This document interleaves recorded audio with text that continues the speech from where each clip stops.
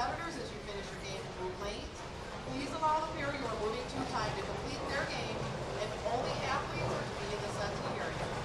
Now, let's give these athletes a round of applause as they begin their final round of tournament competition. Bowlers, when your arrows come up, you may begin your tournament play. Good luck.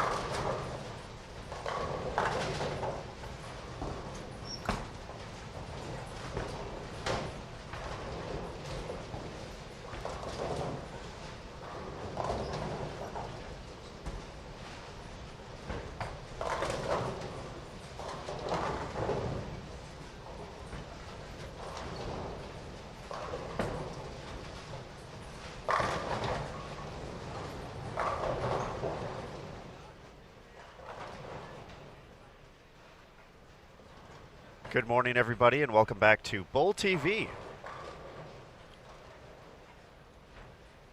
for the fifth and final round of men's qualifying at the 2019 USBC Team USA Trials and U.S. Amateur Championships.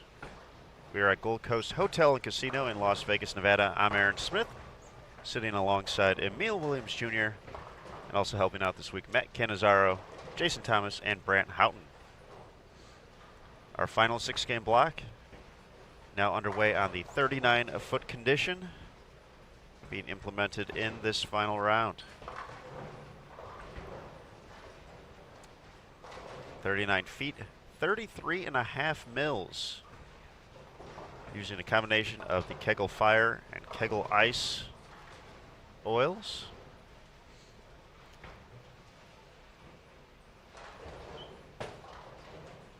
Lengthwise, it's the middle of the road for our 5 patterns this week. Volume-wise, though, this is the heaviest we've seen so far. So we'll see how our competitors tackle this. Once again, the final day, exciting day here on Bowl TV. We're certainly looking forward to the end of the day. We're going to know our Team Trials champion, our U.S. Amateur Stepladder finalist winners.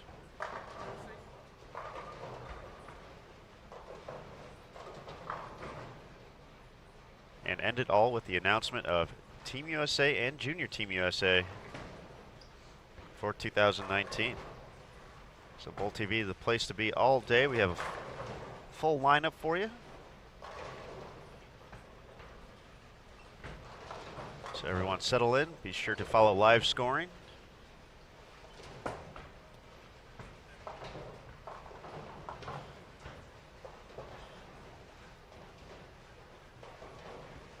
Drop the link in the chat right now.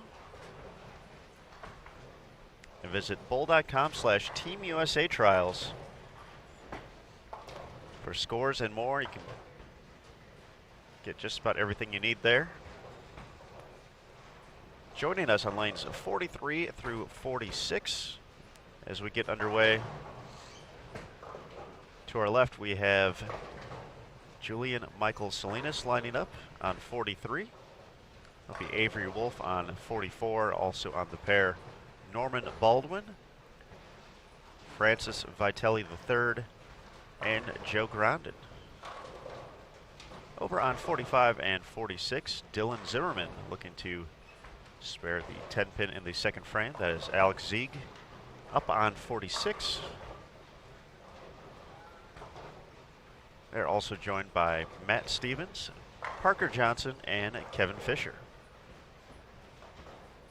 We'll get you a full rundown of where we're at after 4 rounds for the overall event for team trials for the U.S. Amateur, for those automatic spots on Team USA and Junior Team USA in just a moment, but settle in and welcome to Bowl TV for the final day of the 2019 USBC Team USA Trials.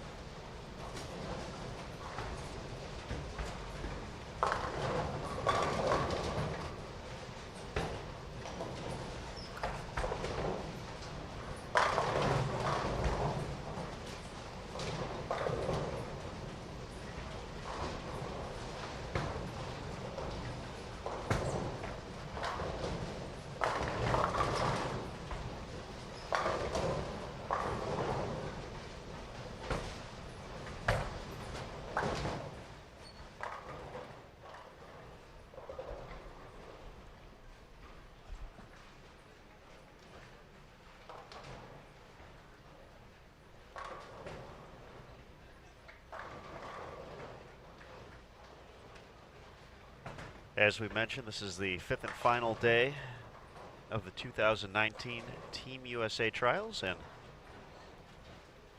really got to look at the overall standings and kind of how we got here and what we're doing and what it's all about. So the way Team Trials works, for those of you who have been with us throughout the week, this is all now elementary to you. Think about it in your sleep now, I've said it so much. But the way Team Trials works is competitors bowl one round for 5 consecutive days. Each round is 6 games on a different challenging oil pattern. And each day works like a typical 6-game event. Highest pinfall wins the day, if you will. So yesterday, for example, Cortez Schenk, our 2018 U.S. Amateur Champion, was the high man for the day. Struck a whole bunch, nearly shot 800 out of the gates. But Cortez led the day, so he received 1 ranking point for his strong performance. Sean Wilcox was second, so he received 2 ranking points. Anthony Nyer was third. Solomon Salama fourth. Tommy McNeil fifth. So based off of where you finish in the standings, that's how many ranking points you receive for the day. So Anthony in third, 3 points. Solomon in fourth, 4 points. Tommy, 5 points. Looking further down the lineup, Charlie Reed was 12th, so he got 12 points. Mason Moore was 15th, so he got 15 points. So on and so forth. So over the course of these 4 days, your total pinfall has compiled, or not your total pinfall, excuse me. Your total ranking points have compiled, and you want to have that total as low as possible, which signifies a consistent performance, a steady performance near the top of the standings each day. And that puts yourself in the best position to make a run at one of those automatic spots. So looking at the overall standings, it's pretty close. It's this is probably the closest Team Trials, going a few spots further down the list that we've seen in the past few years.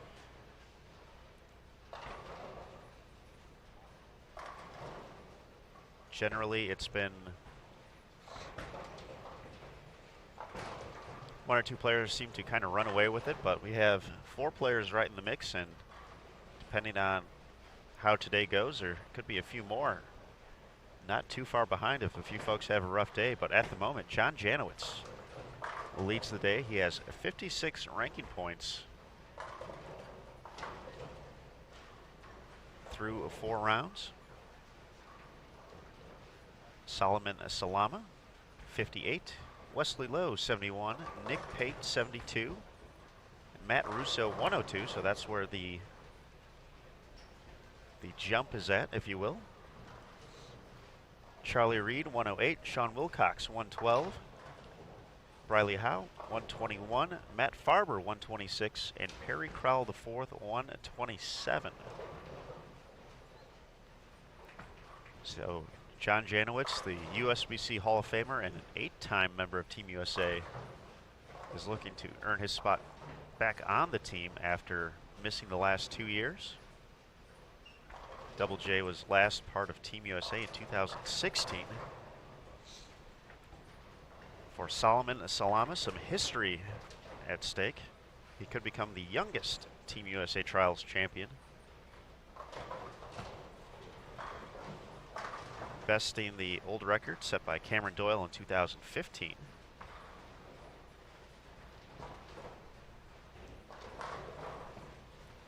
Wesley Lowe, also a 2-time junior gold champion. He's had a long tenure on Junior Team USA, has won more than 25 medals as a part of the Junior Team USA.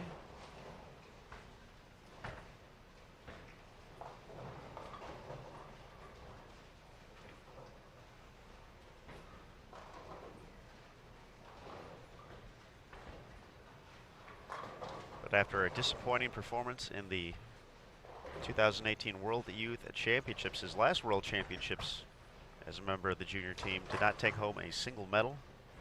So a chance for redemption for Wesley to earn his first spot on the adult team. Nick Pate in 4th place. Nick was on Team USA in 2017, but was not on the team last year, so another player looking to find some redemption in 2019. Looking at the U.S. amateur standings.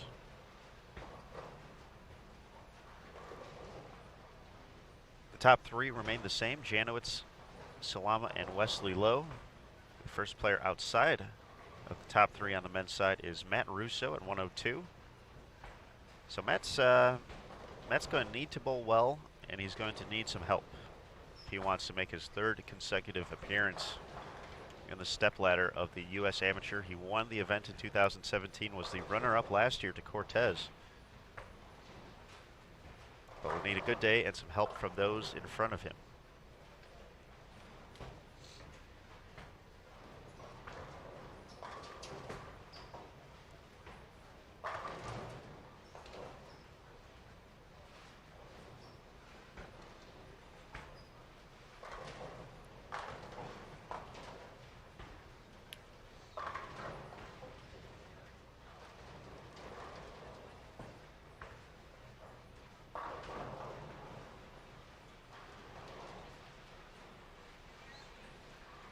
One of the unique things about the final day of team trials is it's almost like a day-long position round, in that all these players are paired together based off of their spot in the overall ranking. So by the time we get to Game 6, we will be seeing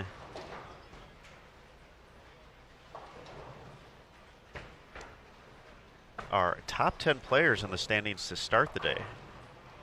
So that'll be Russo, Wesley Lowe, Janowitz, Nick Pate, Solomon Salama, Perry Crowell, Riley Howe, Charlie Reed, Matt Farber, and Sean Wilcox will all be on the feature pairs for the final game. So that's going to be some good times. We'll have a hopefully a better feeling about the standings. It's one of those things where it can change so much. We've had in the past in 2017 on the women's side. We really had to wait to see. We didn't know, to be honest with you. We had to wait for the final scores to come in, the final results, because Kelly Kulik had shot a huge final game and was a little bit further back in the standings. We just didn't know if it was going to be enough for her to move into the top spot to overtake Erin McCarthy. McCarthy ended up holding on by a few points to win team trials in 17. So Avery delivers a nice shot, makes it 3 in a row. So as the day goes on, we will be talking about these scenarios more and more.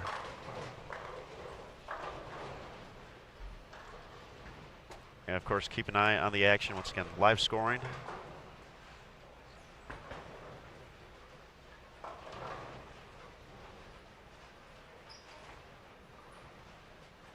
A very valuable tool today. We're going to be taking a look at it quite a bit, following those top pairs.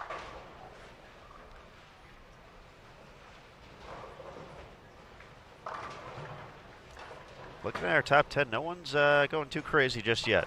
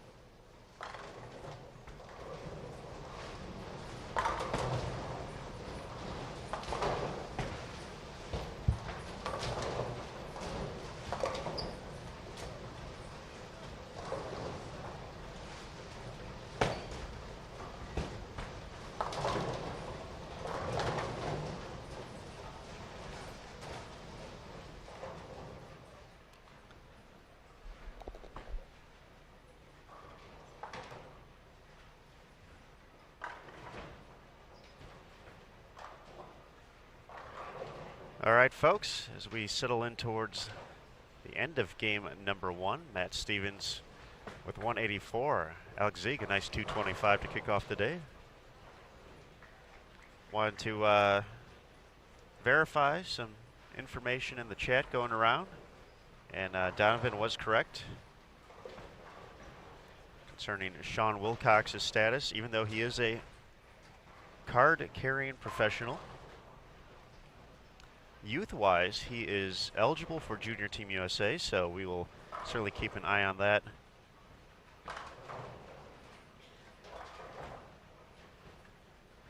As we get closer and closer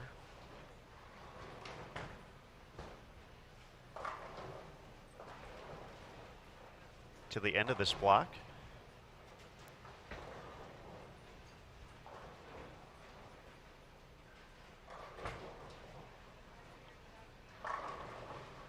Had to verify that with the tournament staff just to make sure we were all in agreement, and that is the fact.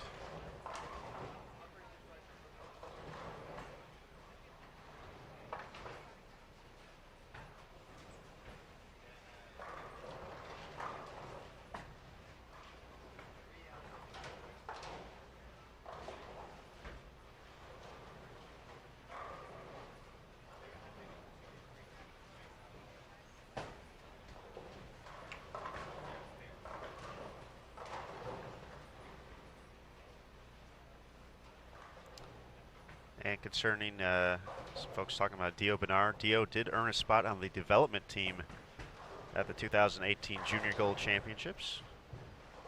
He was the high qualifier after 26 games in the U15 division, earning that automatic spot.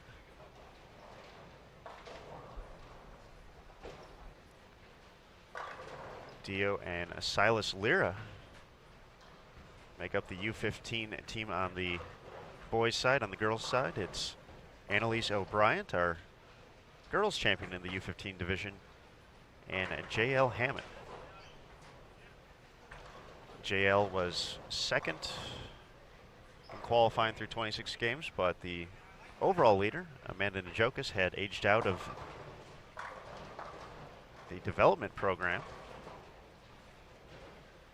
So J.L. became eligible as the next highest qualifier.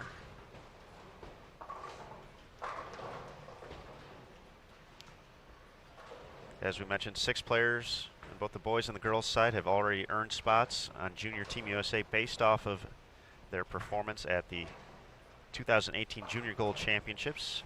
For the girls, that's Julia Heron, Caitlin Eder, Cameron Peters, Olivia Farwell, Addison Herzberg, and Adele Wanner. For the boys team, Anthony Nyer, Jacob Mullen, Ryan Burton, Chad Stephen, Justin O'Shaughnessy, and Cortez Schenk.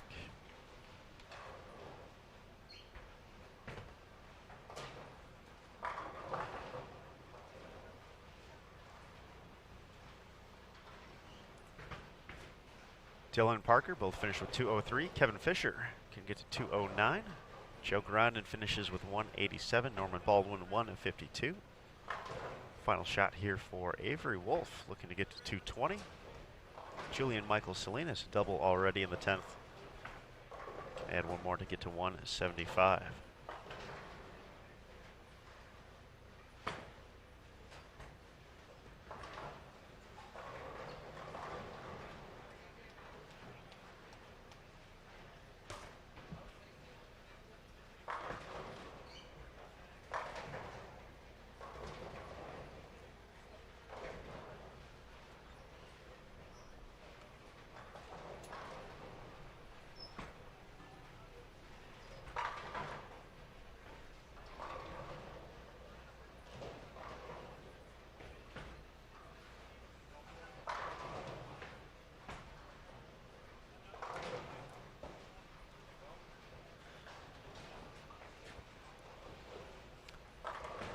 Francis is going to finish things up for us as we prepare for game number 2. Once again, we'll have the top players making their way to Bowl TV on the final game here of the block. The top 10 in the overall standings starting the day Be on lanes 43 through 46.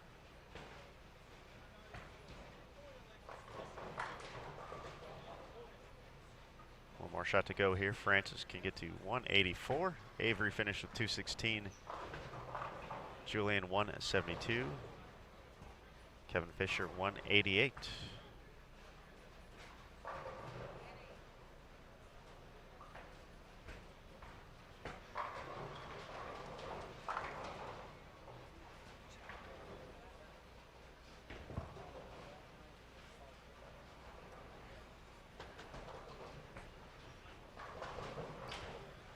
Kind of looking at some of those top players. Matt Russo 166. Nick Payton can get to 206. Wesley Lowe can max out at 229. 213 for John Janowitz. 224 still out there for Solomon Salama. Russo the only one who has completed the 10th frame so far.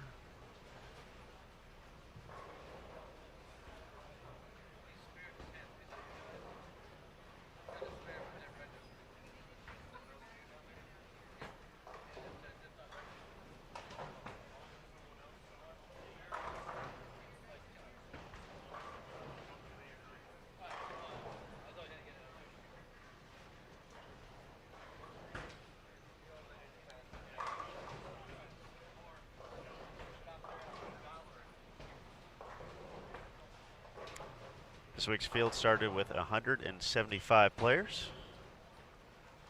competing over 5 days, 6 games a day, 30 games total by the end of the day. So a long week, a grueling week, but all for the opportunity to represent their country. Francis finishes with 184.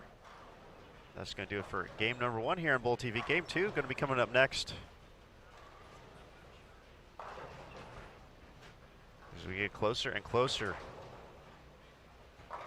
to the end of qualifying here at the 2019 USBC Team USA Trials and US Amateur Championships. I'm Aaron Smith alongside Emil Williams Jr. And we'll be back for Game 2 momentarily here on Bull TV.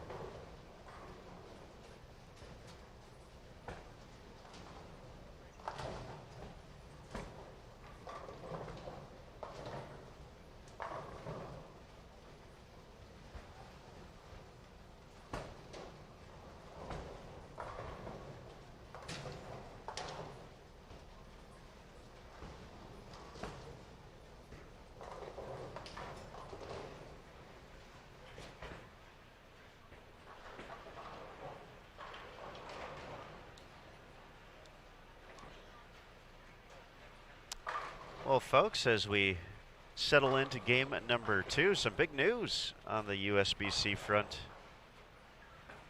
Kelly Kulik, Chris Barnes, and Mika Koivuniemi will be part of the 2019 USBC Hall of Fame class after their elections in the Superior Performance category.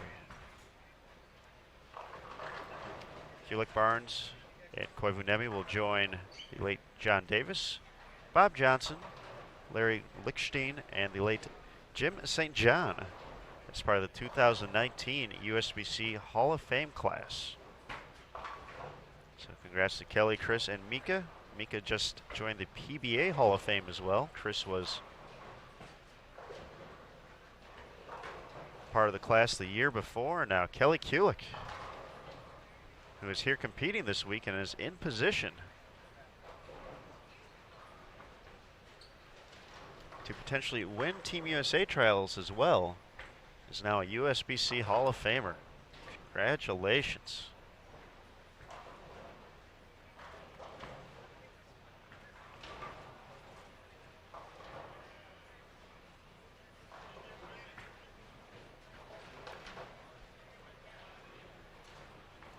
So how about that? Heard it here first. Actually, if you were on Twitter, you heard about 18 minutes ago, but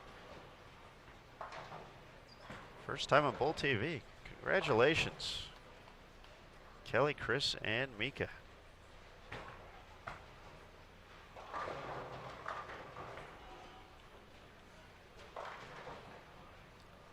Game 2 here, now underway. Mark Gonzalez, Michael Duran, Dean Vargo, Mick Eaton, and Tim Grundler competing on lanes 43 and 44. Over on 45 and 46, we have Patrick Phillips, Hunter Sanders, Alec Dudley, Nick just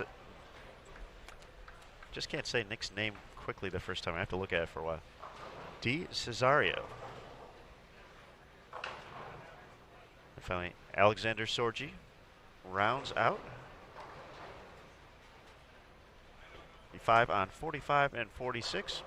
Question in the chat about essentially the superior performance classification, and there are different levels of the USBC Hall of Fame. Players can get in a variety of ways.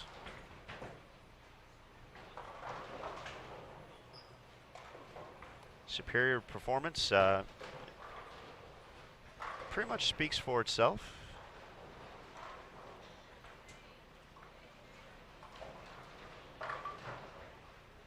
For those players who excel at all levels, obviously Kelly,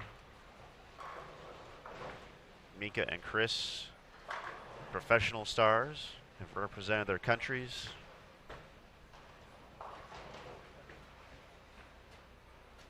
Also have outstanding USBC performance, which looks at players who have excelled in events like the USBC Open Championships and USBC Women's Championships.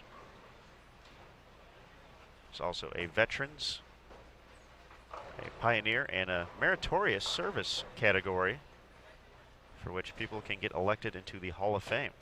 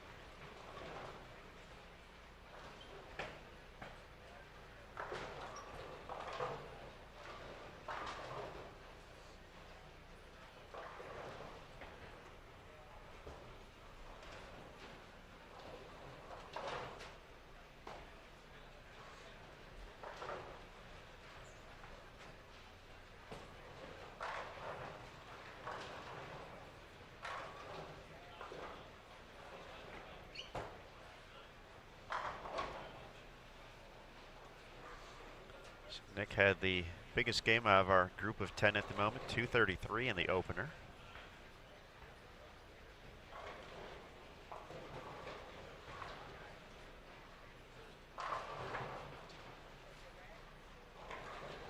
Shot rolls a little bit high though, leaves the 4.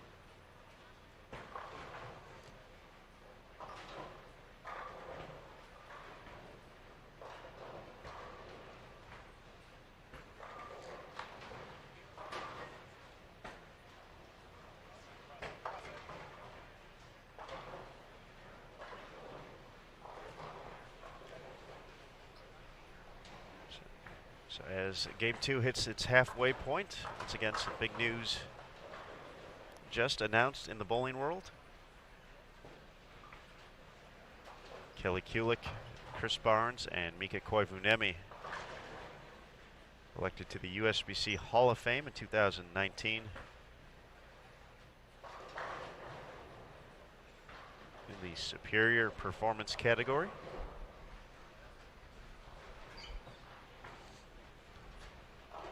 Which is just the start of a big day here.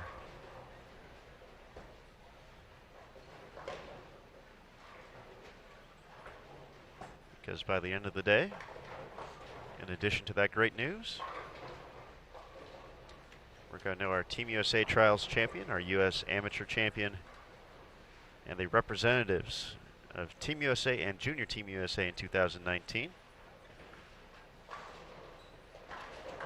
Let's do a breakdown of how the team will shape up in 2019. We'll start with the adult team. The top 4 players in the overall rankings at the conclusion of this round automatically will earn a spot on Team USA 2019. That will be the same for at the end of the women's squad later today. That's a 6 p.m. Eastern start, 3 local time here in Vegas. So the top 4 we will know early, just an hour or two. After that, we will take the U.S. Amateur Champion. If the U.S. Amateur Champion already has a spot through one of those top 4 spots, then we would go down to 5th place in the overall point rankings to determine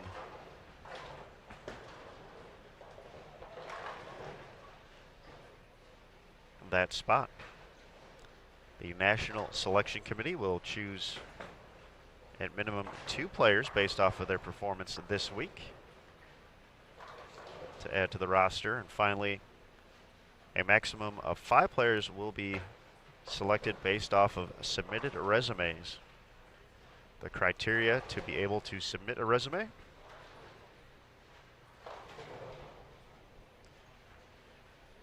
that would be being part of Team USA or Junior Team USA in the past 10 years, being in the top 25 in earnings on the PBA Tour, or the top 25 in points on the PWBA Tour, both of those looking at the 2018 season specifically.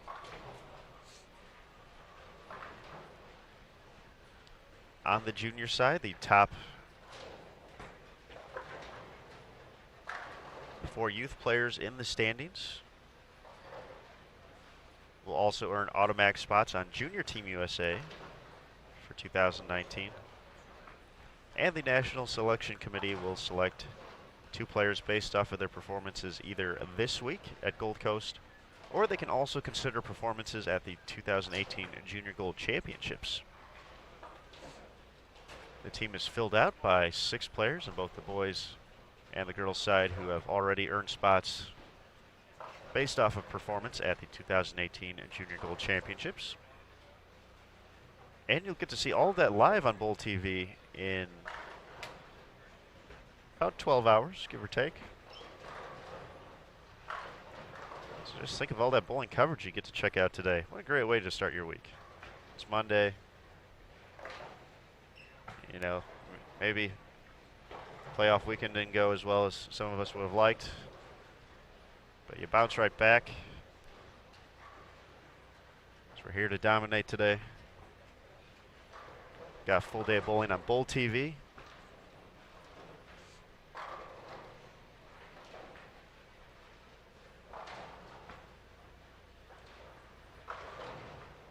And the announcement of Team USA and Junior Team USA at the conclusion. So that will happen immediately after the U.S. Amateur Stepladder Finals, which is slated to start at approximately 10:30 p.m. Eastern. I'm sure there's a possibility that might be pushed back based off just how the day goes, if we have any delays or anything of that nature.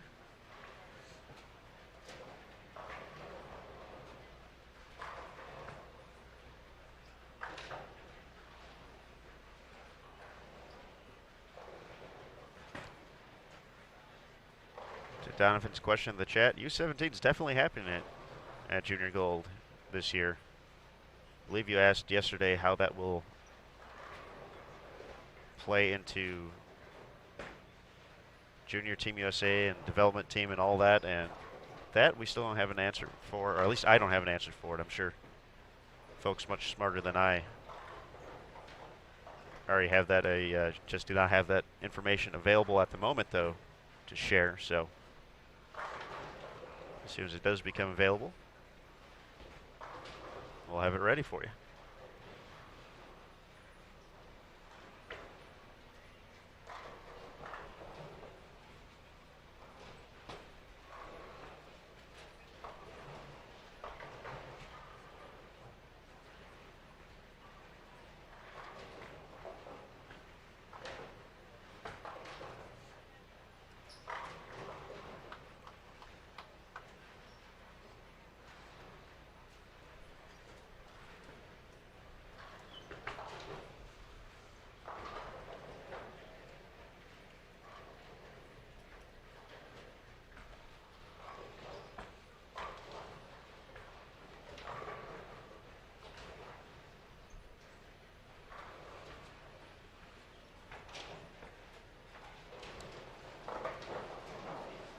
Mark Gonzalez made a run at 300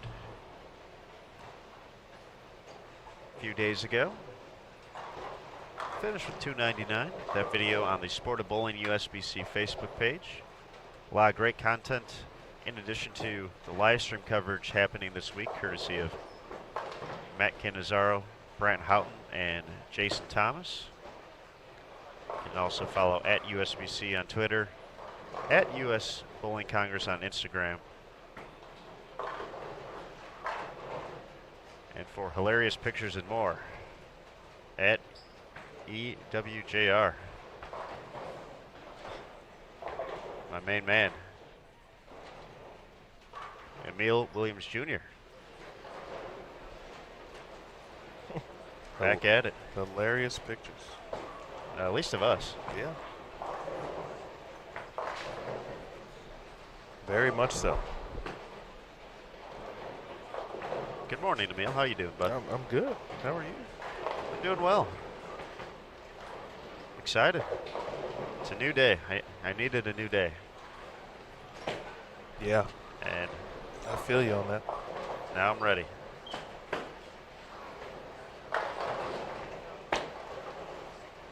Always a fun day. It's, you know, admittedly a long day. Final day of team trials, but that presentation at the end, it's going to make it all worth it.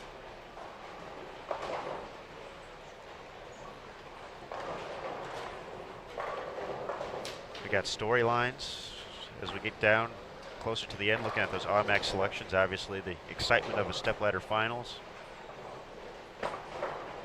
The wonder of who will be selected.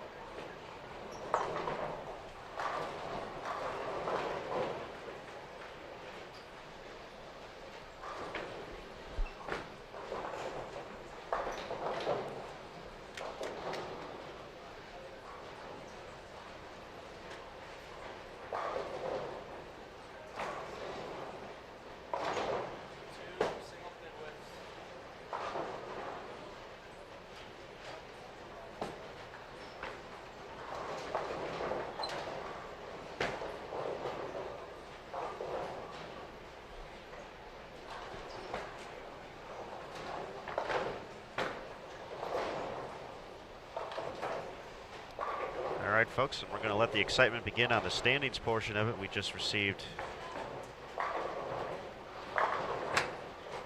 the update after game number 1.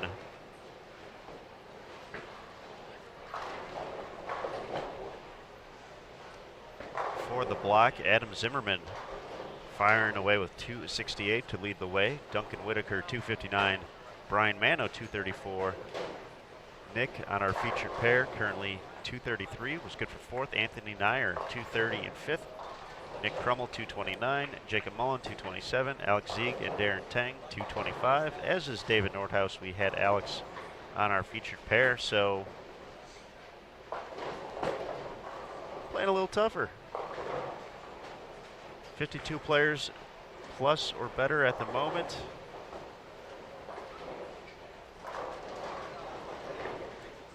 But let's get to the big stuff, the overall standings. At the moment, John Janowitz still holding on to the top spot. He is 24th after round number 1, so he is up to 80 total points. Solomon Salama holds on to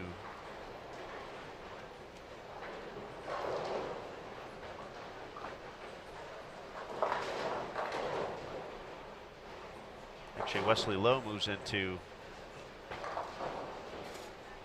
second place. He's at 103 at the moment. Solomon Salama at 106 in fourth, and Nick Pate at 108.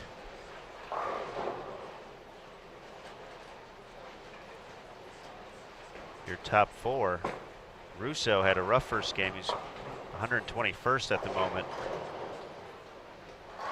So that drops him all the way down to 223 ranking points. But obviously that gives him an opportunity to quickly move up the standings.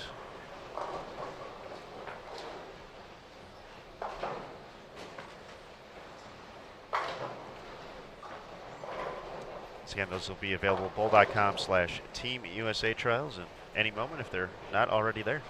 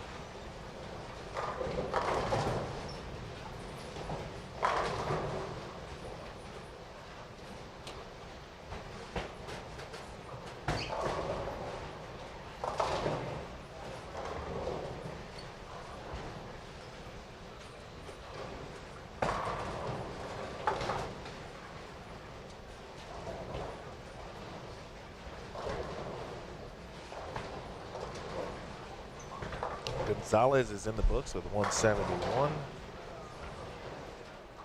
Nick Eaton 186.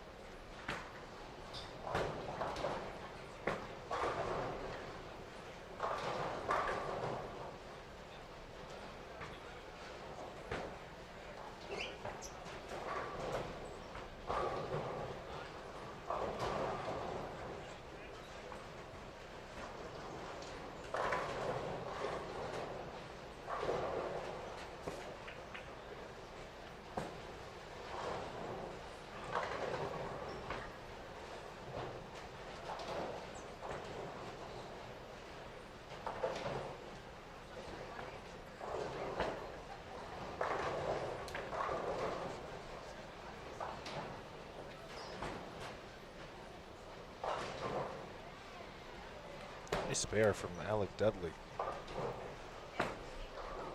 Take care of the PBA washout. 43 and 44, a few frames ahead of 45 and 46.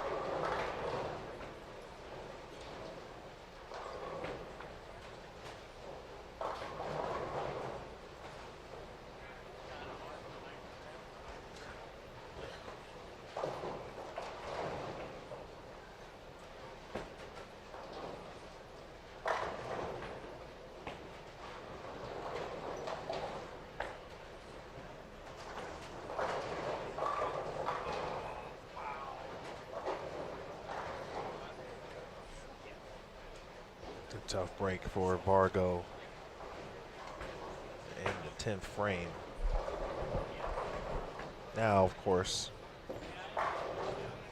making it is the objective, just to try to save yourself a minimum of 6 pins lost.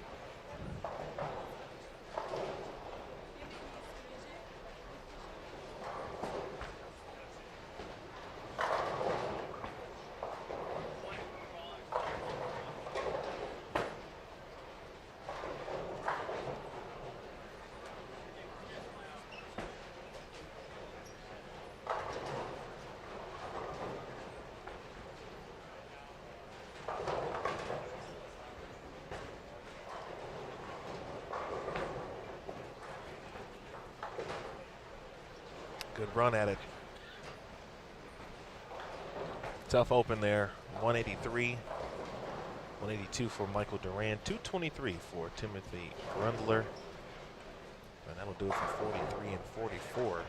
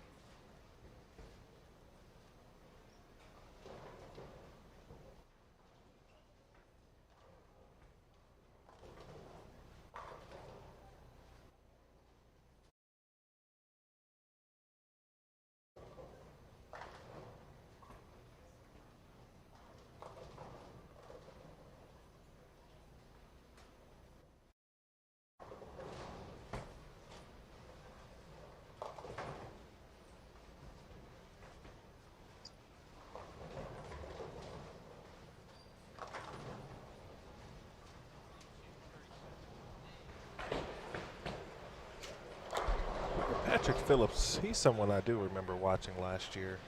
I think it was team trials. Maybe it was junior gold, but I'm pretty sure it was team trials. He's had all the makings to be a very solid player as he continues to grow and mature on the lanes.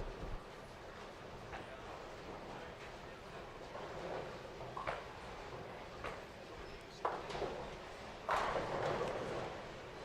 think we've seen that with a lot of players this week. And, you know, events like this really give you the ability to kind of learn a little bit more about yourself and harness that potential. You know, physically there's a lot of young players in the field this week on both the men's and the women's side who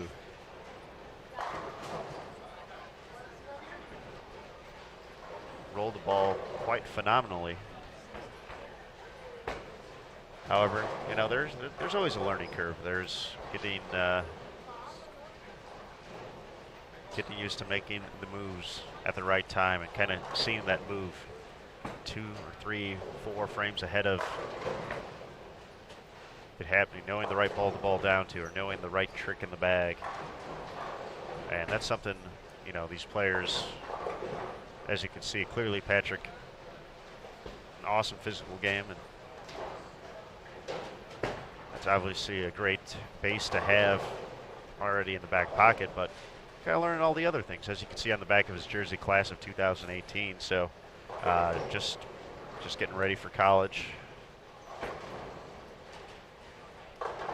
Essentially just finished up his first semester, so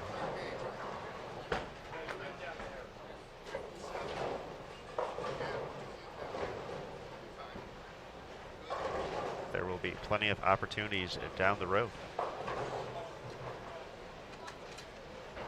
Patrick in the books with 170, Nick 179. There's Alexander. Gets that one back from way downtown. Can get to 205. One more.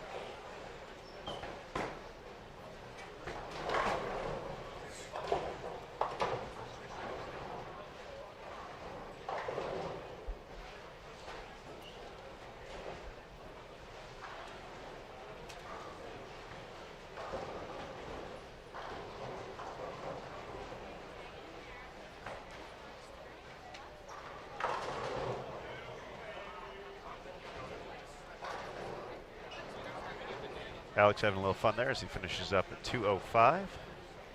Hunter, one shot to go, can get to 196. Alec Dudley will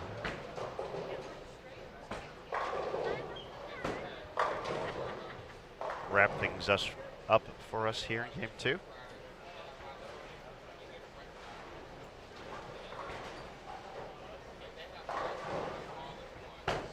Russo has a big bounce back game, 247. Nick Pate, 204. Wesley Lowe, 193. Solomon Salama can get to 200 still. John Janowitz, though, to establish his spot early, can still get to 249 this game. Some struggles from the other folks in the top 10 entering the day. Perry Crowell, 160. Matt Farber can get to 192. Briley can max out at 211. 223 max for Wilcox, and Charlie Reed can get to 189. Talked about Adam Zimmerman having a big first game. He started game 2 with a spare and has followed it with 5 in a row.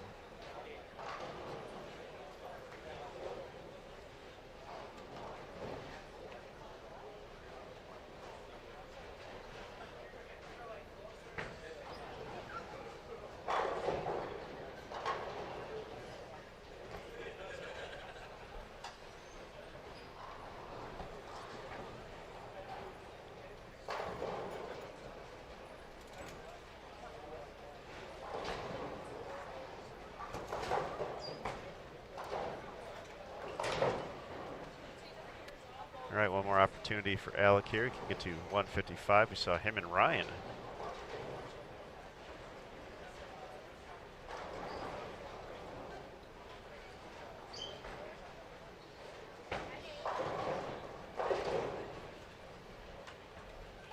On the same pair yesterday. That was pretty cool. Brothers competing side by side.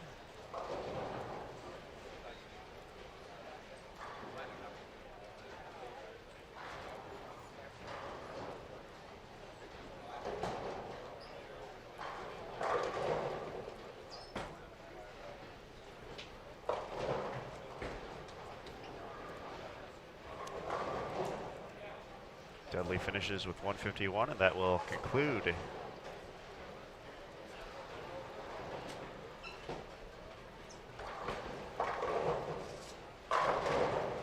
game number 2. Game number 3 coming up next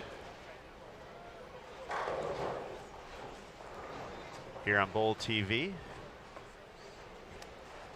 Once again, some things that will be determined at the end of this block. Our team trials champion, our top 3 players for the U.S. Amateur Stepladder Finals, and our automatic spots.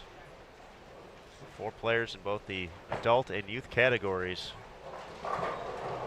for Team USA and Junior Team USA 2019. Just a few games away. Once again, a big thanks to everyone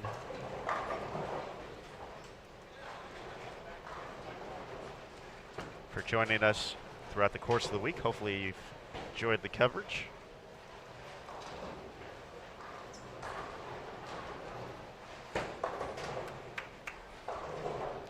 The coverage. The coverage.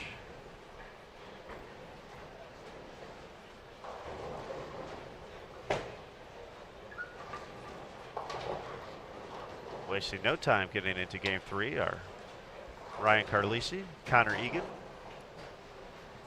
Hunter Mashin, Kai Yamada, and Jacob Mitz, or Nims, excuse me.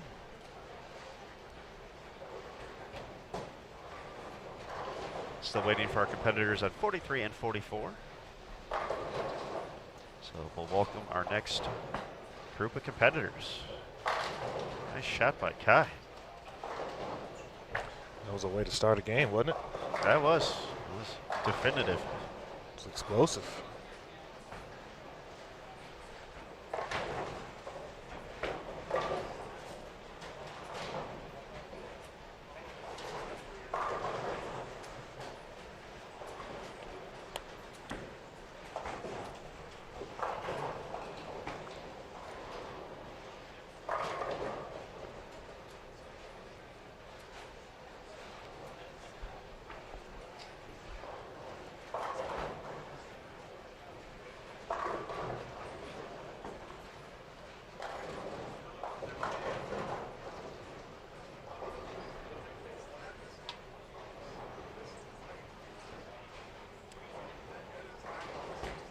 And an Andrew Hall update.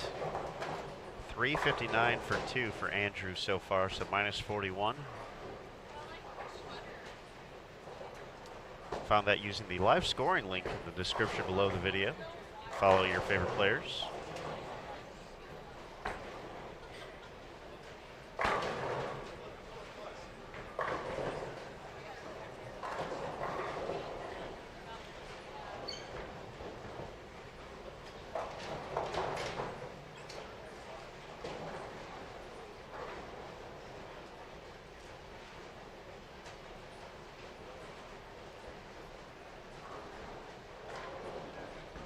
A lot of great information available in the description below the video.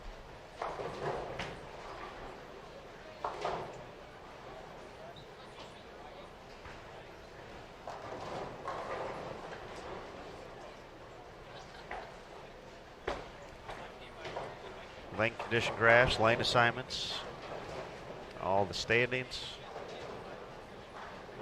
Of course, live scoring link.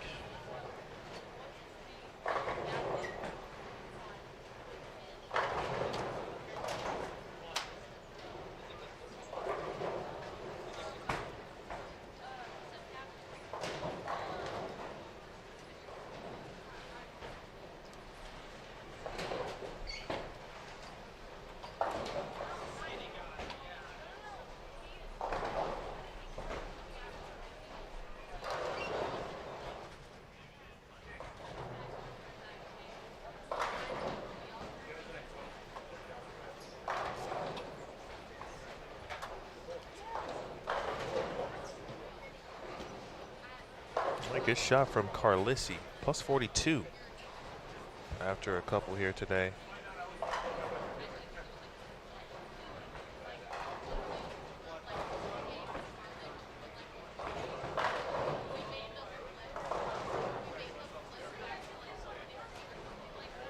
Ten pin, however, remaining for Ryan. We saw him a couple times now on our featured pairs.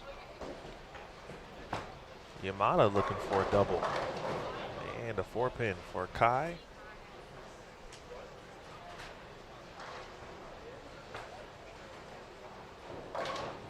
Aaron read off the standings just a little bit earlier.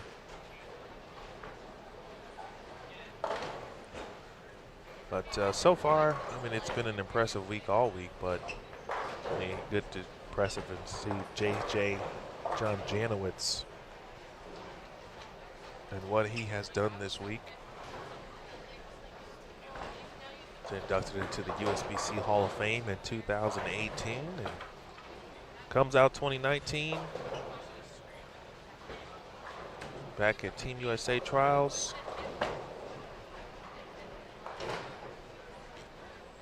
And wants to earn a spot back on the squad, and boy, is he in good position to do so.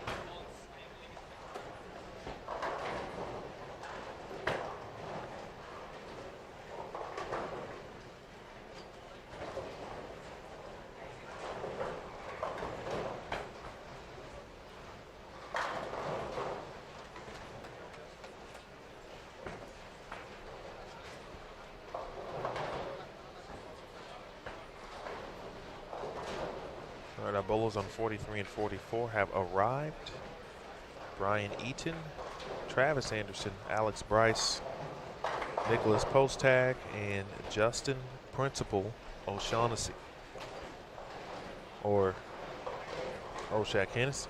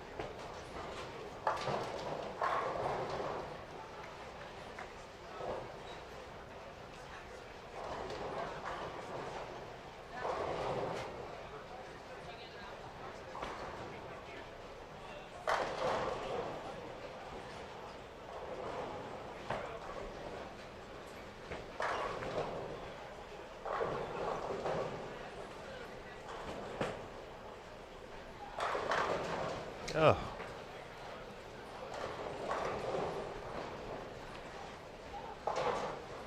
They don't want you to be great, Brian. Very good shot.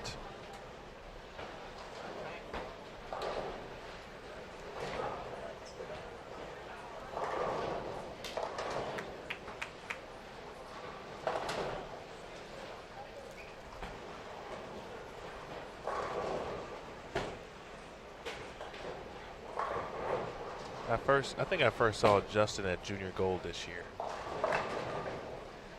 And as many know who know me, so I enjoy that particular Key and Peele skit very much, as most people do who have seen it, or all three, mainly two of the three. Wow, what a tough break that was for Carlissi. But I couldn't help myself but to call him, you know, Oshak Hennessy at Junior Gold.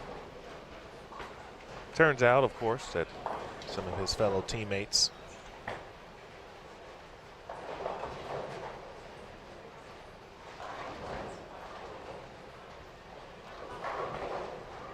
at Robert Morris also call them that as well every now and then. So it was only right.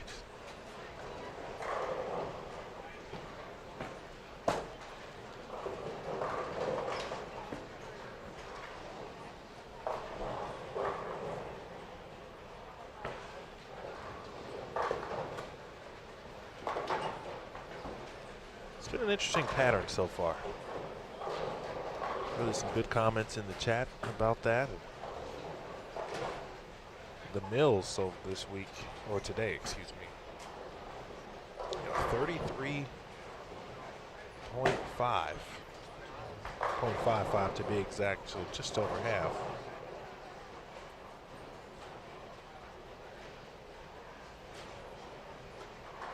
This is the highest volume of all 5 patterns used this week.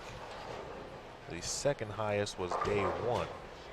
That was 31.46. It was a 36-foot pattern. That was day 1. Again today, 33.55, 39 feet the distance.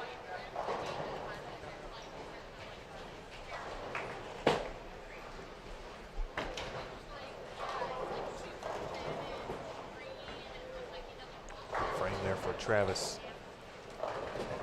Is that my man Donald Jones?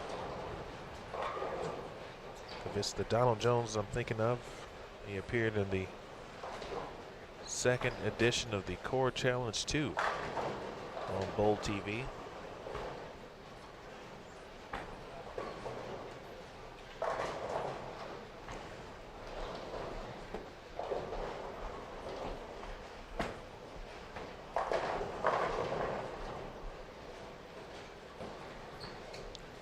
Nice job there, Brian.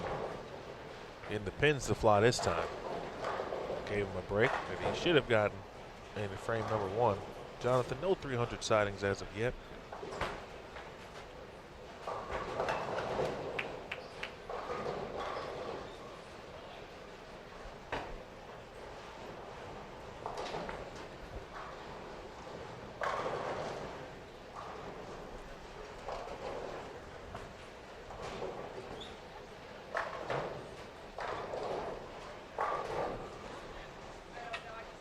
That's right, Cam. You guys don't play around over at RMU.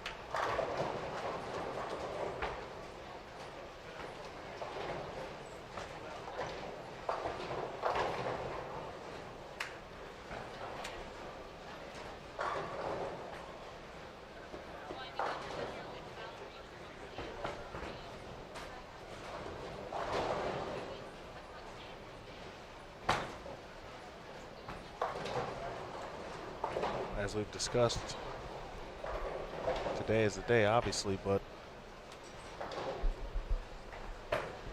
try to look at the players, how they are conducting themselves, because there is a lot on the line. Players have been grouped, beginning with the top 5.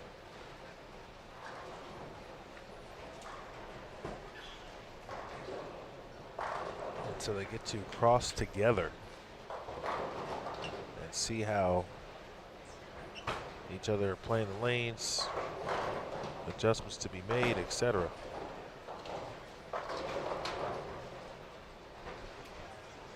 Already into game 3, nearly halfway home on this squad at least. It would be halfway home. Well, maybe not actually. Today is a little longer, of course, than the rest of the week.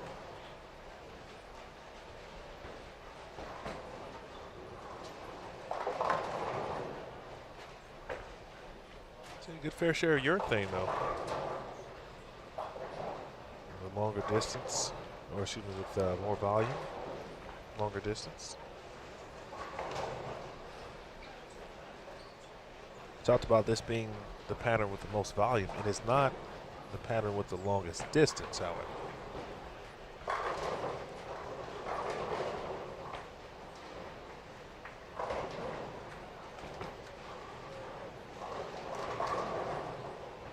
That honor belonged to day 3, 45 feet.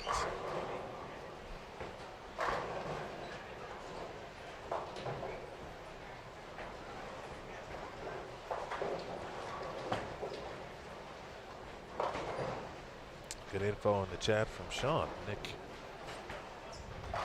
DeCicero. Okay, Thames Whitewater. Good to note.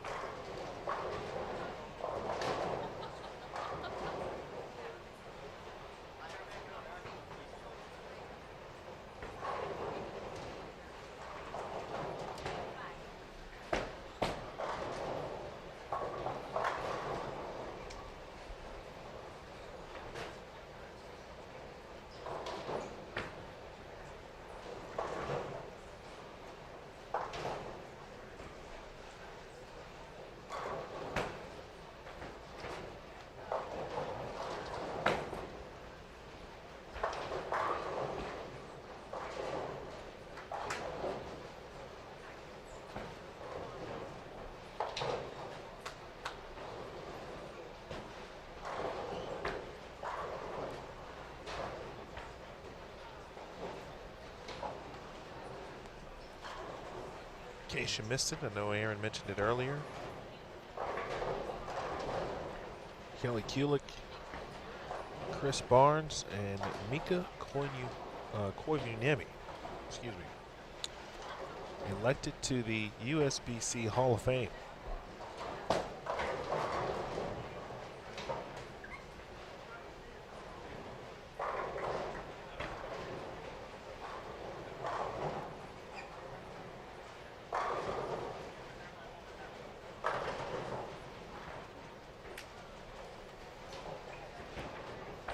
Those three join the late John Davis,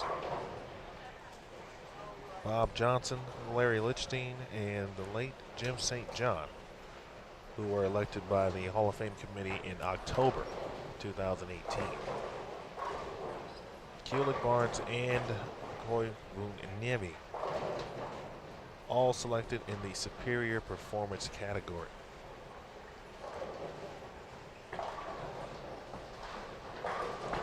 So if you happen to see either of those three individuals, you should congratulate them.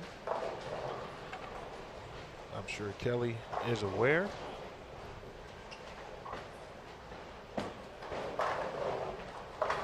She'll be bowling later today. Already bowling with a purpose.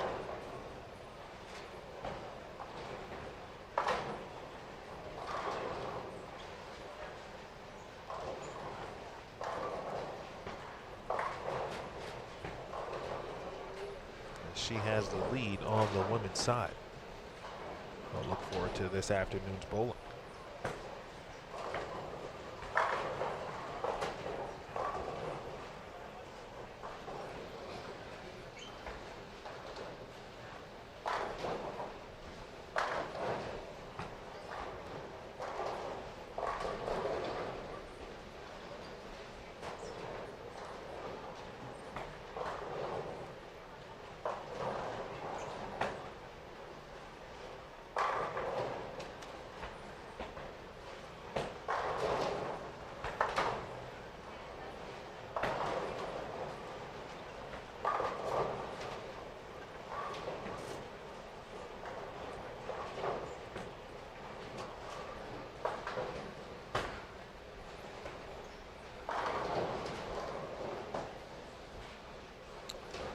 Well, the mood so far, and it's because to me it's still early.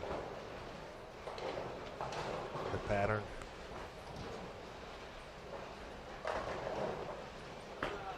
Still trying to be worked on and figured out.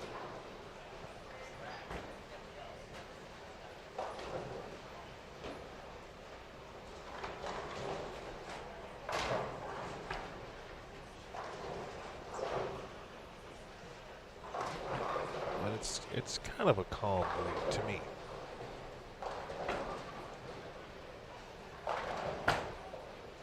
But kind of that focus calm where players are trying to figure some things out. Quick, fast, and in a hurry.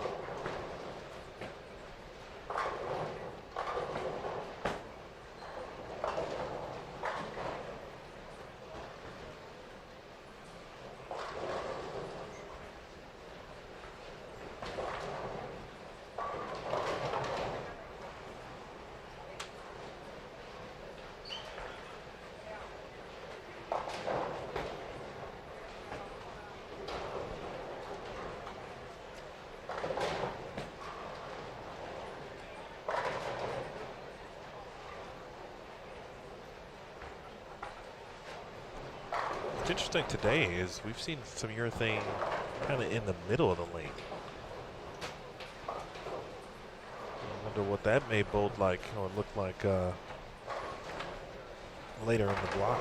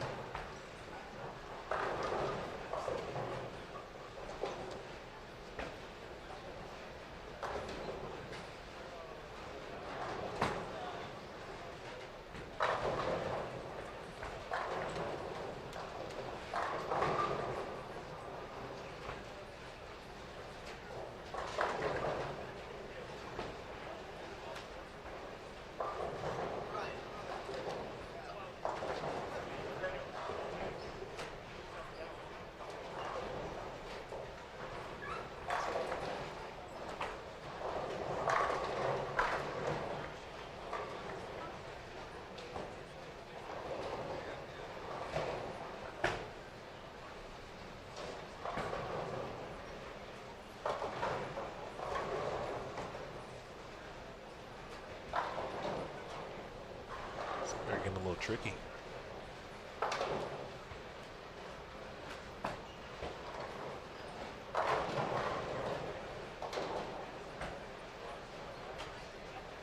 Kyle will take it, but he didn't like it.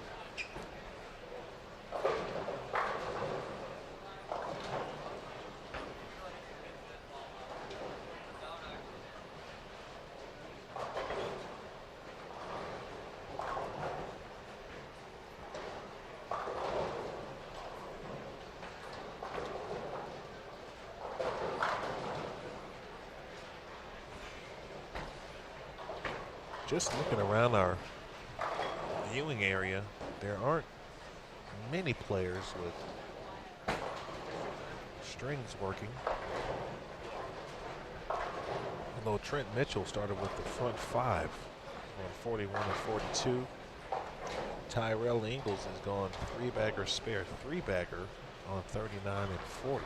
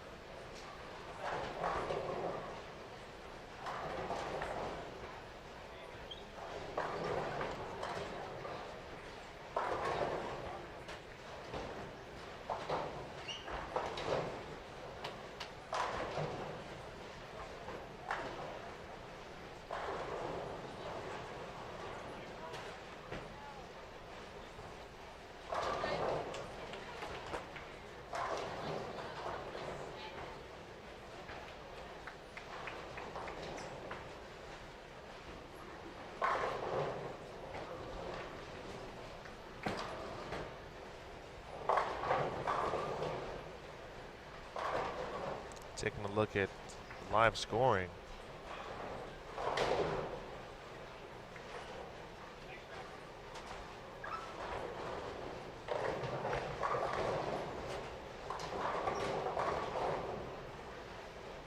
Nothing is standing out at the moment. So it could be tough sledding, but in a way, on a day that kind of finalizes and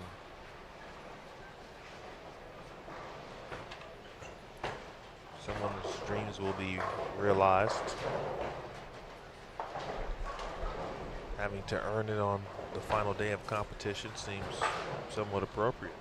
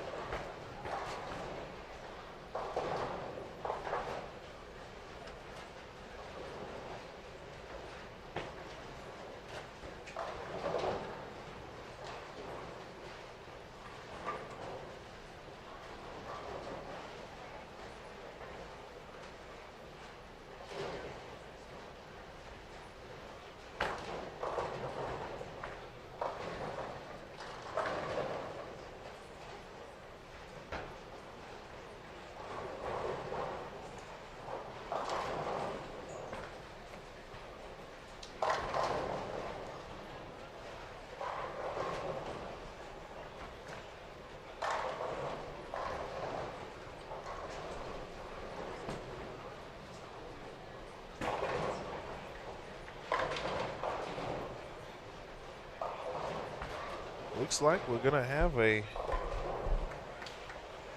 update of the standings variety very shortly by the one and only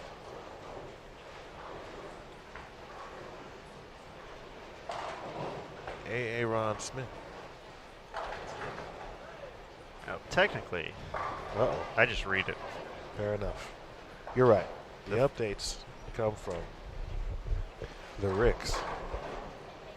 Rick Barbera and Rick Cruz of Brunswick. Thanks for all of their help.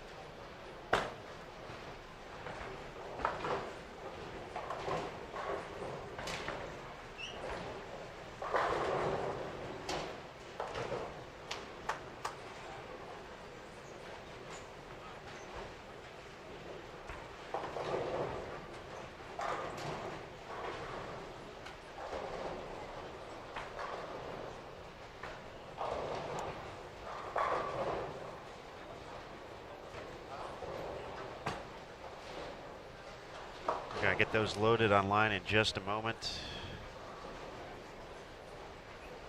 So the whole interwebs can do the interwebbing thing to make sure you guys can check out the standings and see where your favorite players are sitting, but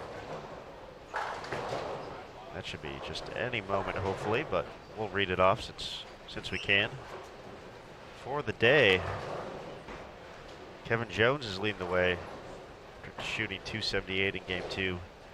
492, Adam Zimmerman at 489. John Janowitz, third place right now. That's big time stuff, 462. Tom Hess, 461. Mason Yamada, 444. Travis Komenik, 443. Ryan Carlisi, 442. Brandon Dodge, 439. Brian Mano, 438. Mason Moore, 436. Your top 10 at the moment. Just 39 players plus right now.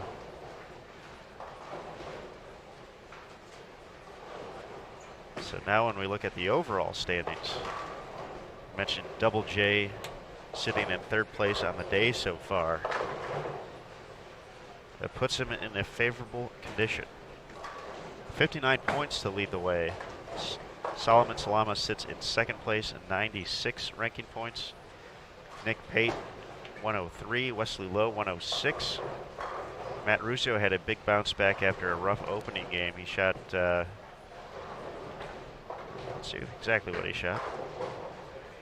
He jumped from 121st to 27th in one game, so.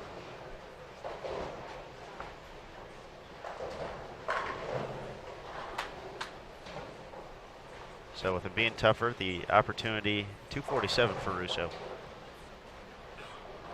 You'll have an opportunity if you hit a pair, find something, whatever it may be. Chance to make a big move. Russo now at 129 points, the first player out of the top 5, or top 4, excuse me, for one of those automatic selections. Sean Wilcox in 6th, 147. Thomas McNeil, 149. Darren Tang, 162. Nick Crummel, 181. Adam Zimmerman, 182. Those are your top 10 in the overall rankings right now for the U.S. Amateur. Janowitz, Salama, and Lowe, your top 3. Russo, the first player out at the moment. On the youth side, Solomon Salama currently in the mix. Sean Wilcox, Tommy McNeil, and Adam Zimmerman, your top 4. The first youth player out. It's Nate Stubler. He is in 17th place. He is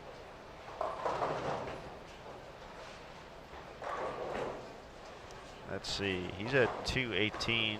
Zimmerman's at 182. For Nate, though, definitely an opportunity to move up in the standings. For Zimmerman, he's currently in 2nd overall, so he doesn't have many more points he can gain if he stays near the top. So it would be a matter if Nate is able to find something here in the final few games and move up some spots, as well as Adam holding on to his position.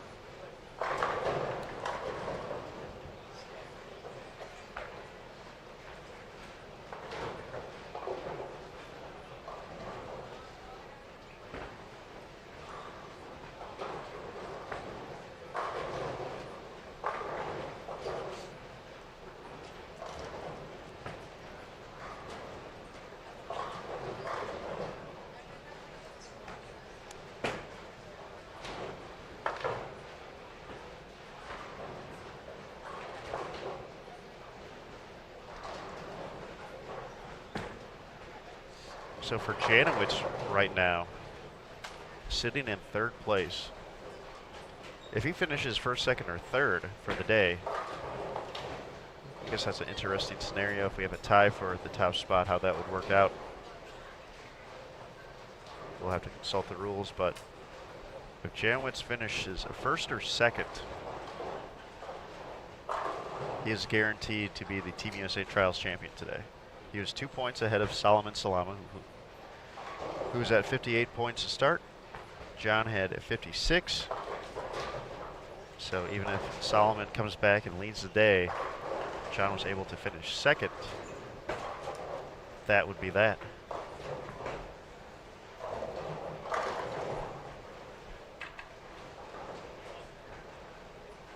So we'll see that scenario be a little bit more defined on the women's side. Kelly Kulik holding either a 12 or 13 point advantage over the field, meaning essentially if she finishes in the top 10 today, she's going to be the team trials champion on the same day. And she gets elected to the USBC Hall of Fame.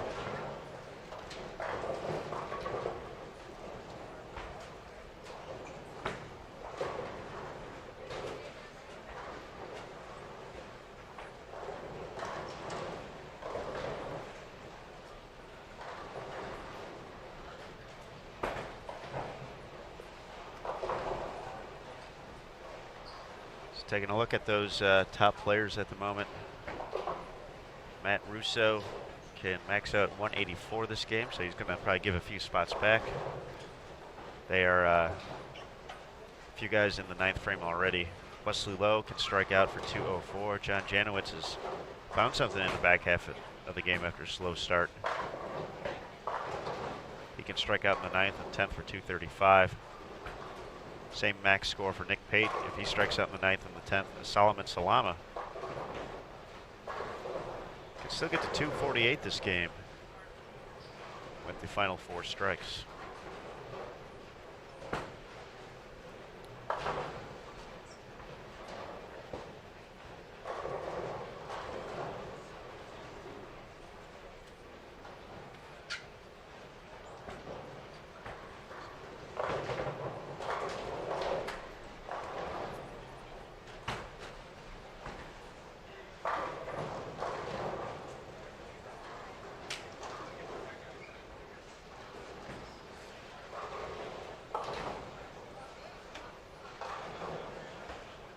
Talking about Nate Stubler, he's actually put together a nice game here to get to 234, bowling on 23 and 4.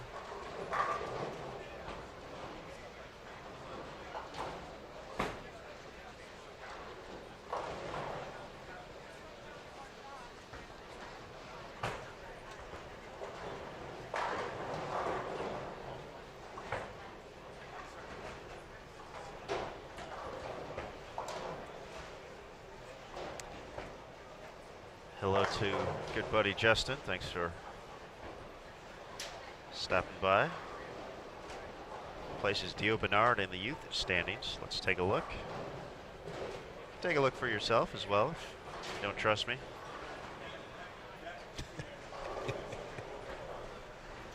You're a trustworthy guy. By going to the description below the video. Oh, you never know. I've said incorrect things before. Where is Dio at? Dio Bernard.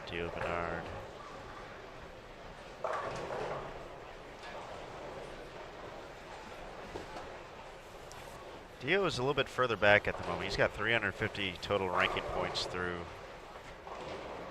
2 games today, so he's got he's 60th overall. Dio's going to be a little bit further back. He would need a big finish to the day to potentially get in the mix.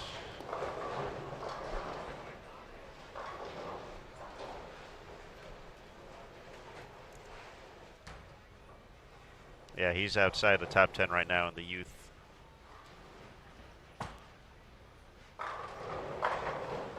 Standings.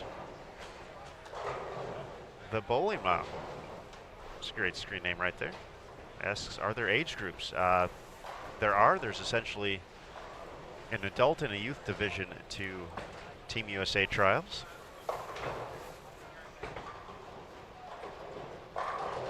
And so players can make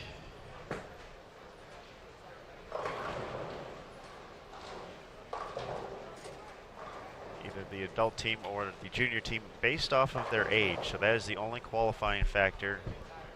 Sometimes that gets a little confusing because people see folks like Sean Wilcox, who's eligible for Junior Team USA, but he is a professional bowler. But since all of the competition, Team USA and Junior Team USA competes follows World Bowling rules, the World Bowling youth rule essentially does not look at USBC youth status, adult status. It looks strictly at age. So as long as a player was 20 or younger as of January 1st, 2019, they are eligible for a junior team.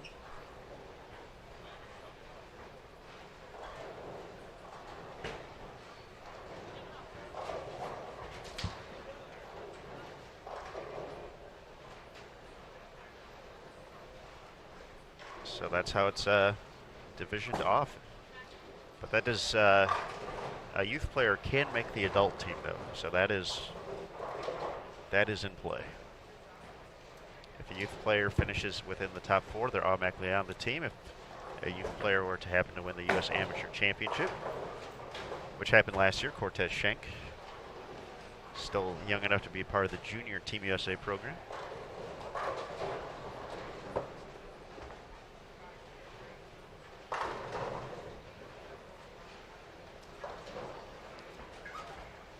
So that's how the divisions break down,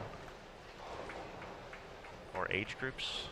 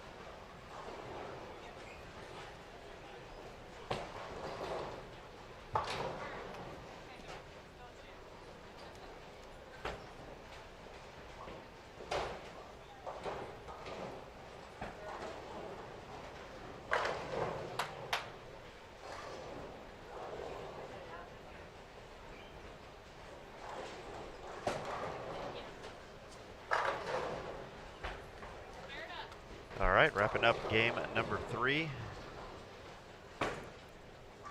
Field ball to go for Brian Eaton, looking to get to 204. Nick Postag can get to 156. Jacob Nibs led the way on 45 and 46 with 212. Hunter looking to get to 201 now.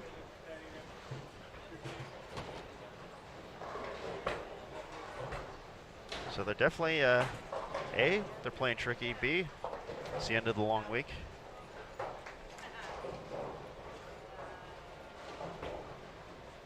So that's one of those things we kind of talked about as well throughout the course of the broadcast, kind of seeing that player demeanor throughout the course of competition as it goes for the National Selection Committee and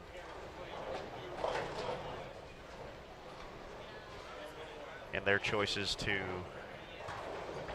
select players onto the team.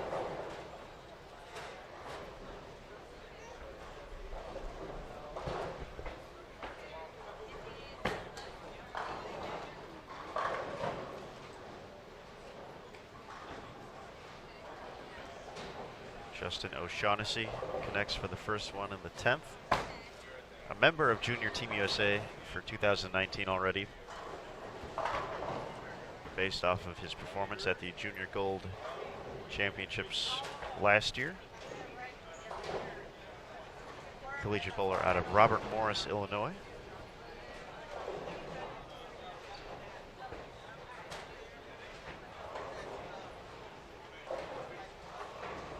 Taking a look at some of the folks who started the day at the top of the standings. Russo, Kama Matthew, 164. Finding some struggles here. He's at minus 23 for the day. Wesley Lowe, 204. He is plus 6 now. Nick Pate also shot 204. He's at plus 13. Solomon Salama, 223. He's now plus 23. John Janowitz can max out at 214. As I mentioned, he was already 3rd in the daily standings. Opportunity for Double J to put the hammer down and stay consistent.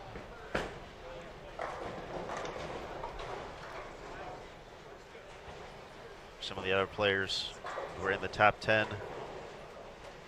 Riley Howe, tough game, 148. Perry Crowell, 197. Matt Farber, 204.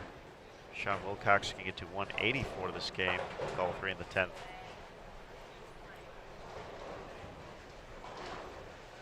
Charlie Reed can get one more strike to finish game 3 with 206. Nate Stubler, 223. We were talking about him for the last spot on the youth side. Looking to find some momentum.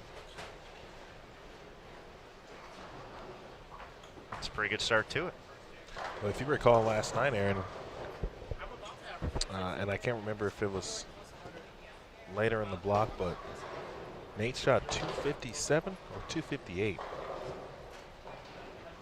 was either 4, 5, or 6, but I'm sure to help catapult him. Didn't see what he finished with, but as far as the end of the block, so he's in really good position.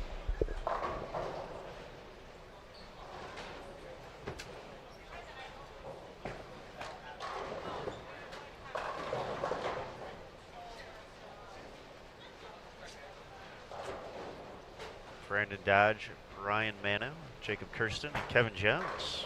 Welcome to 45 and 46 in Game 4 on Bull TV. One shot left to go on 44. Alex Bryce looking to finish up at 213.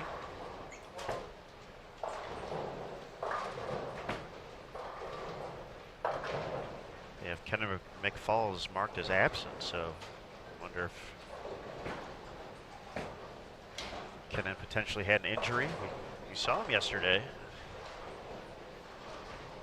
during round number 4, so Hopefully, if it is injury related, nothing serious.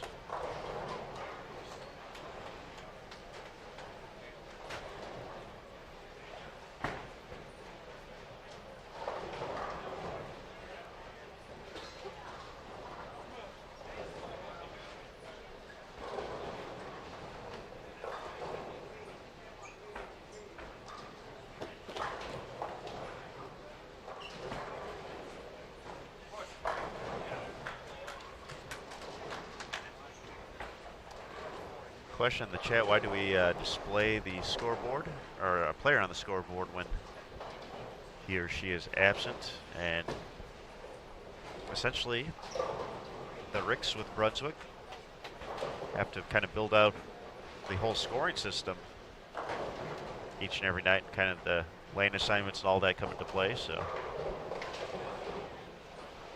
it's really no different than if you're at league and, you know, your one bowler is late or not going to be there and they didn't pre-bowl or anything like that. You have to just put an absence score up there. It's not like the name disappears, so.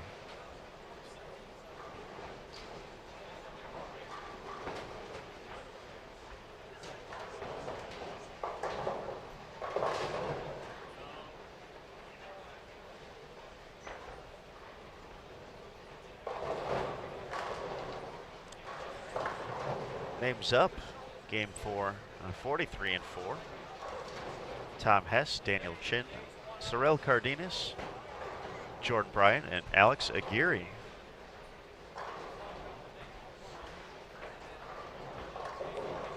Now ready for competition.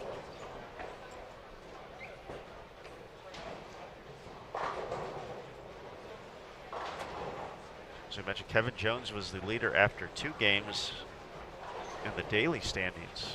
Shot 278 in game 2. See his path to the pocket there. Good shot with 7-pin. Does not tumble.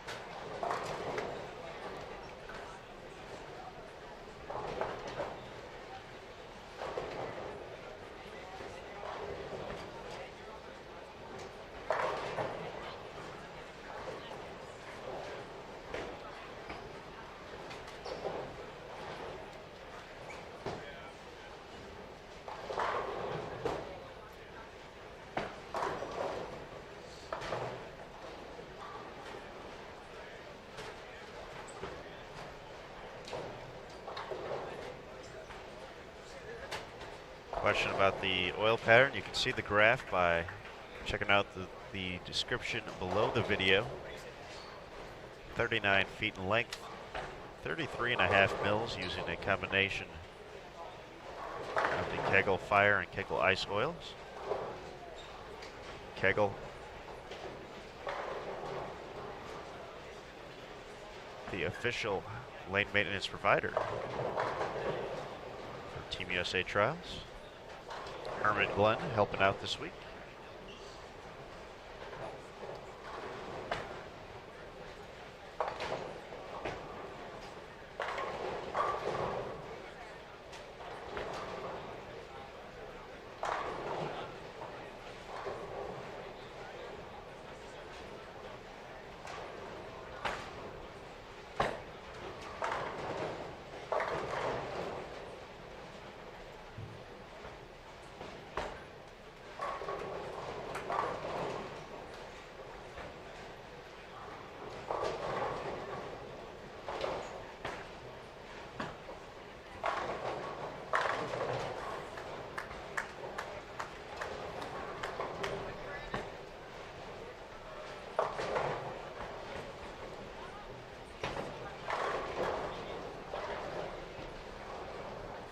Aaron, I got a little insider info for you. All right. And for everyone, really. Just an observation. excuse me, we talked to Rob Nacho last night, and give us a quick note on what he's seeing. Definitely a little tough, as we obviously can see that. But specifically, there's hang to the right and no push in the middle. And so, and most of that is because of the volume. Execution, in his opinion, execution and being able to control the variables of your own game would be critical. So essentially, we've seen some high scores this week, of course, and it's very kind of per day.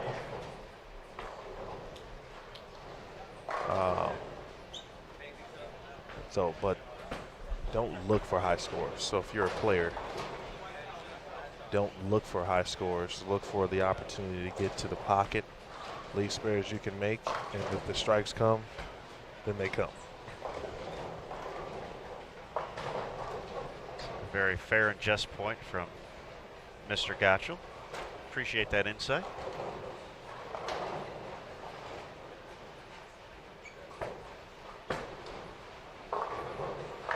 And we've seen that with a few of the parents throughout the course of the week, where players have been able to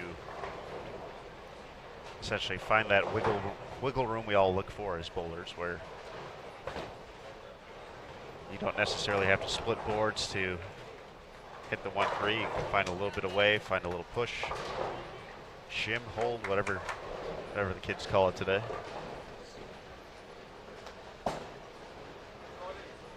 And 39 feet is one of those that's tricky enough as it is. It tends to offer multiple ways to attack the pattern. So usually, you know, the guys who play a little straighter tend to have something. The guys who hook the ball have a little something to start with, and then it kind of goes from there. But don't feel we see a lot of 39-foot patterns with 33 mils, though.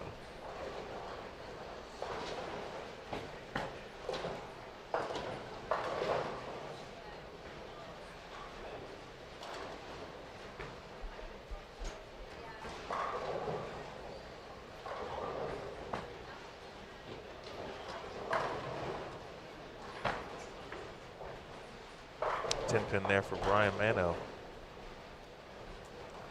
Brian a little bit tame today in comparison to some of his bowling attire this week. I'm a little disappointed about that. Come on, Brian.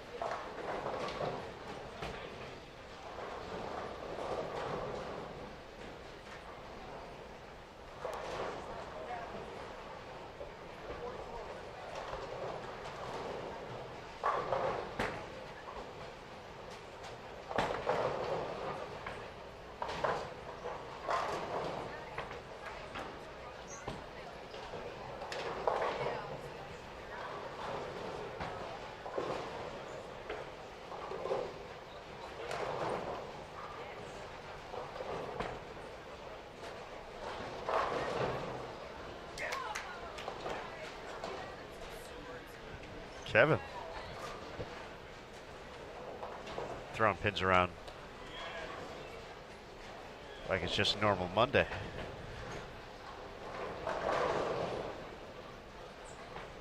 You know, he had the front seven Was it front 7 or front 6?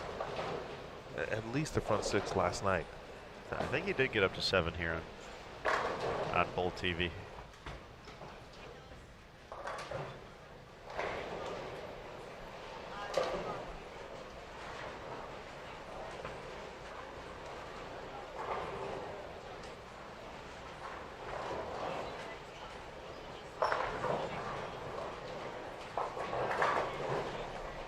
One note I forgot to mention there in regards to Rob's comments. He mentioned he said there were lots of 2-2 along with the amount of volume. So 2-2 being how the oil is applied across the lane, essentially board 2 to board 2, left to right, right to left, etc. And so that combination forces the other things in regards to not a lot of high scores, the execution. So to me, it kind of goes all hand in hand, almost full circle, if you will, where on the day where you've got to either make a move, good shot there from Tom, stay in it, move up a few spots, not drop, etc. The pattern that potentially where you have to be the most spot on with your execution would be the one that's where you've got to do what you got to do on the last day. Because if you're in an international event, more times than not, your execution has got to be spot on to either help you or yourself or help you or the team get to the medal stand. I don't know, to me it would almost kind of get me, obviously I'm not bowling, but get me thinking in that mode.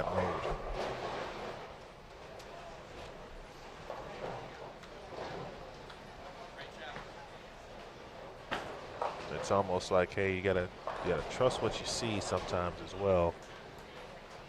And if what I'm seeing is getting me 9 spare and I'm able to catch a double, maybe turn it into a triple.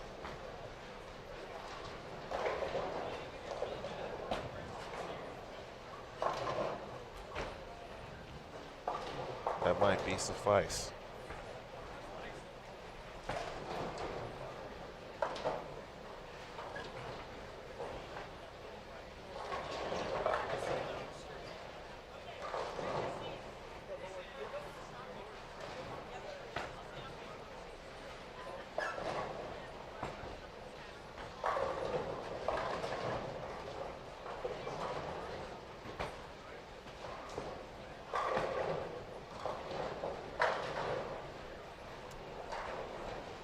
I think a little bit earlier in the day, Dennis wrote the key to patience for today, and I think that's, and you touched on a lot of great topics there. Too many. Nah, it's better to have too many than not enough. But at the same time,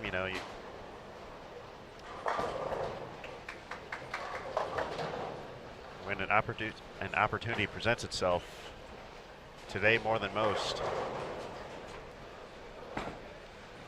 what a 240 or 250 can do for you in the standings is just could come down to a spot on the team. Essentially, with as much moving around as we've seen so far,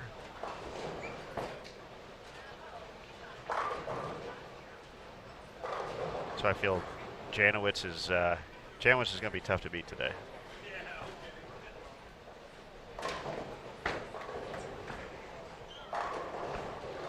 He is the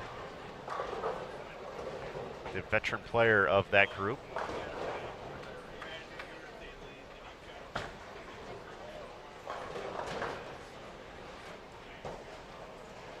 So we'll see if he can lean on that experience to do exactly what you said, just put together strong games, keep the ball in play, and when He sees a 240, 250 look. That's what he does.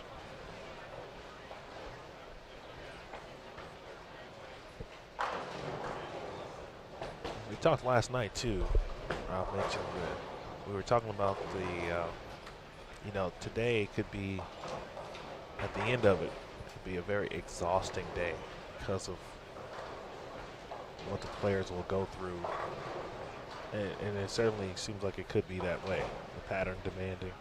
You got to be intently focused to execute each and every shot, and that does take a lot out of 6 games is 6 games. It's not 7, it's not 8, it's not 9, but 6 games is still 6 games with everything else happening around you as well. The fight maybe depending on whether maybe you like to look at the standings, maybe you don't. That whole scenario. If you're near a spot on the squad, are you looking at, or you get a chance to kind of see the bowlers either on your pair or around you, what they're doing, what they're not doing, if they're struggling, if they're not, what adjustments they're making as opposed to what you may need to do. It's fair.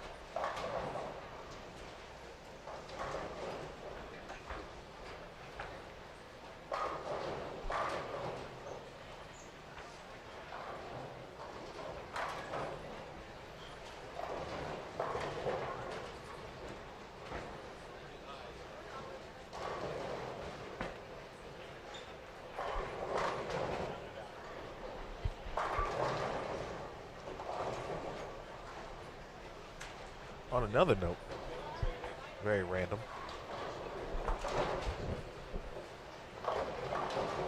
Although Trent Mitchell opened, he seems to be bowling pretty well. So let's see where he is in the daily standings. He's 14th, 27, plus 27 after 2 he was. Oh, looks like he's up to plus 80 now, so. Well, he's plus 80.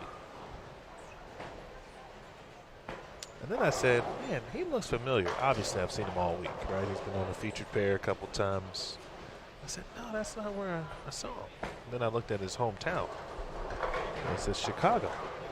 How about that? Yeah, but that's still, I don't recall seeing him in a bowling center.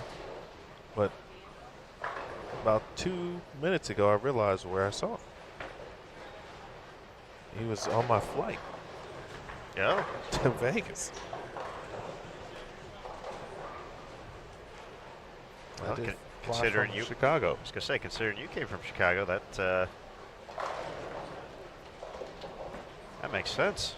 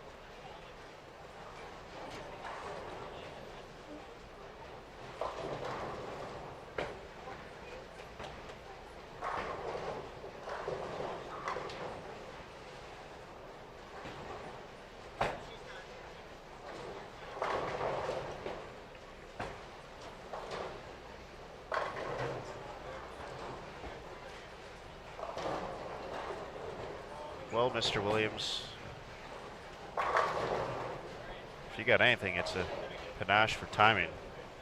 Because as we receive the new standings, our daily leader after 3. How about that? Trent Mitchell, plus 80.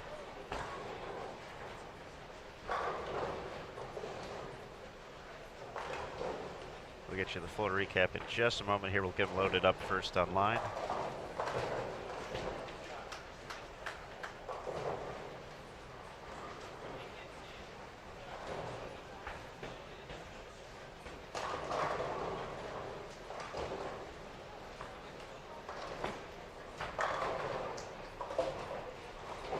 Those have been sent, so those should be up in just a few moments. But as mentioned, Trent Mitchell, 253. After games at 212 and 215, pretty steady. Held him up to 680. Timothy Grundler, we had him on our featured pair a little bit earlier, 671. Adam Zimmerman, 668. Double J, John Janowitz, staying solid, 665. Kevin Jones, he was our leader after 2 games, fell a few spots here. He's at 661. Avery Wolf, 655. Tom Hess, 649. Darren Tang, 633. Adam Glickman, 632. Mick Summer, 627. Only 33 players of the 170 plus bowling right now are even or better.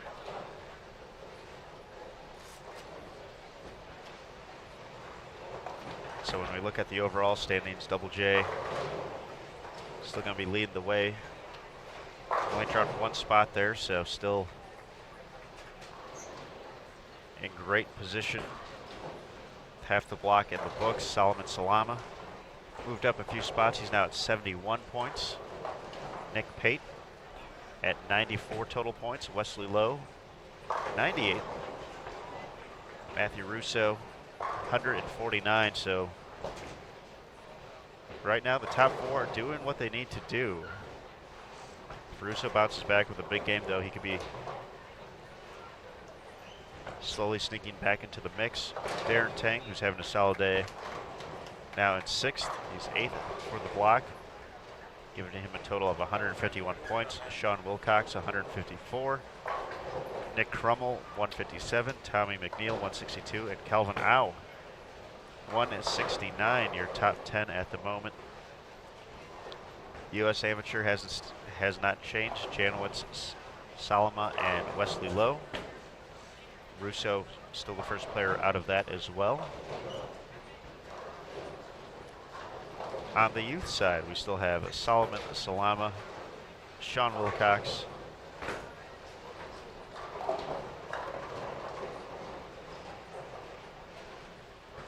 Nate Stubler has moved into the 3rd spot. No, excuse me, the 4th spot. I went over Tommy McNeil there. Tommy's 3rd spot. Stubler has surpassed Adam Zimmerman. Currently has him edged by 1 total point. So we mentioned Zimmerman 3rd in the overall standings at the moment. So he can only gain at max 2 more points and finish with 181. So for Nate, he's currently in 40th. So he has an opportunity to basically earn that final spot if he's able to continue strong.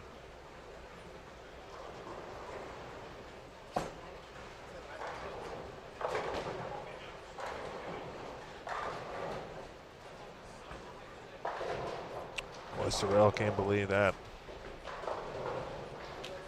That was an interesting hit. Probably not 4-7 worthy.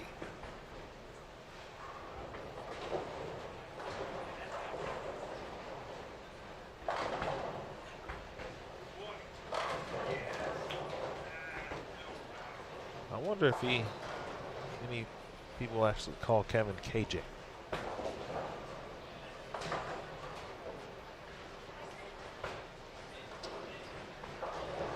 KJ's out there doing his thing.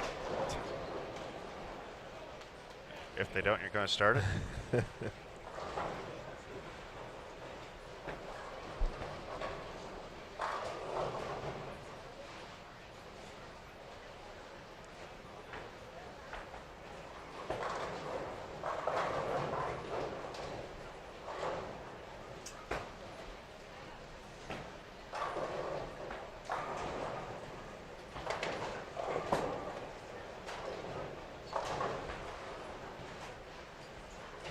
How about that? They do call him KJ.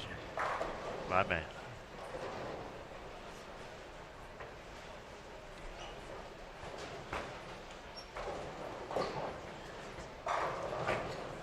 Well, there you have it. Thanks, John. Heather.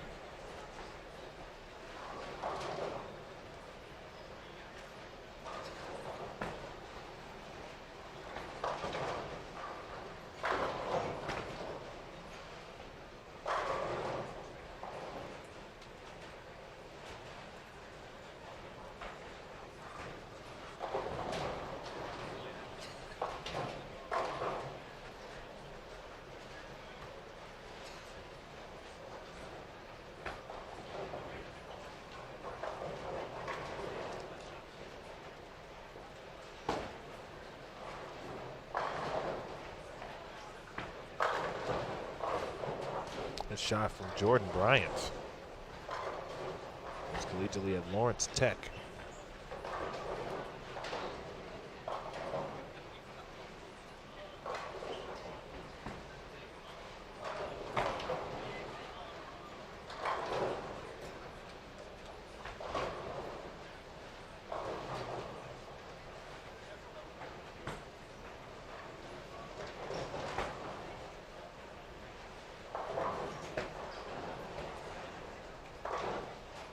I thought that was going through for a minute. I was secretly thinking the same thing. I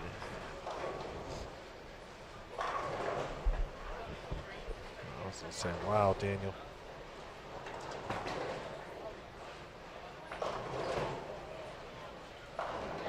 I clearly have jinxed my man KJ. That's my bad. It's 2 days in a row you've done that. Yep.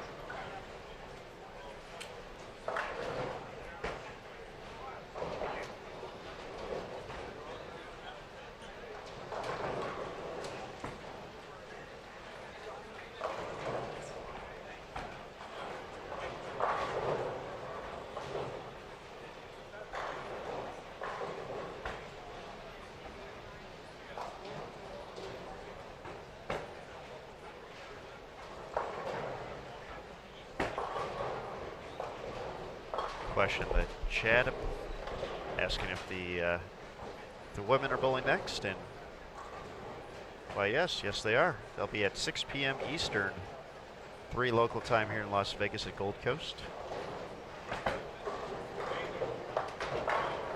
After their 6 games, we won't be done there. The stepladder finals of the U.S. Amateur Championships will be live on Bowl TV.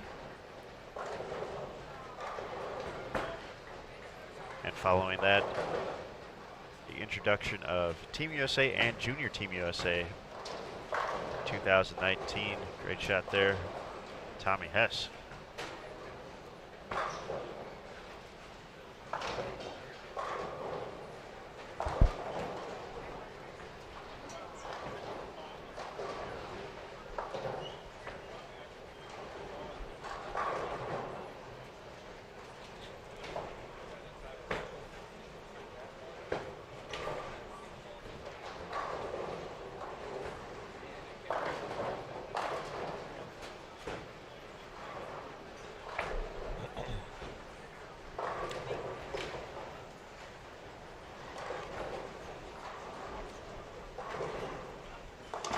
Very good question in the chat.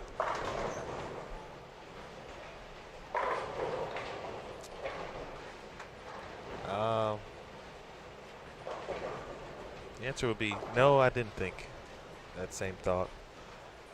I didn't think it was going through, but not to say that I didn't know if it was going through. It was just one of those things. I've been trained to watch field goals attempts go through the goalpost completely. 2 reasons. One, very early when I first did some football games in college, you could easily say something to the effects of "that's good" and it's not. And then that's because you didn't see it through. You assumed it went in. Sometimes your angle isn't good and all that kind of stuff, right? The second reason is, unfortunately, the history of this season and the kicking woes for the Bears. I can only celebrate had I seen it gone through with my own 2 eyes. And as we all know at this point, that was not the case.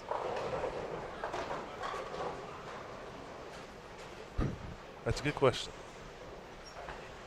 Be happy to talk more about that off the air.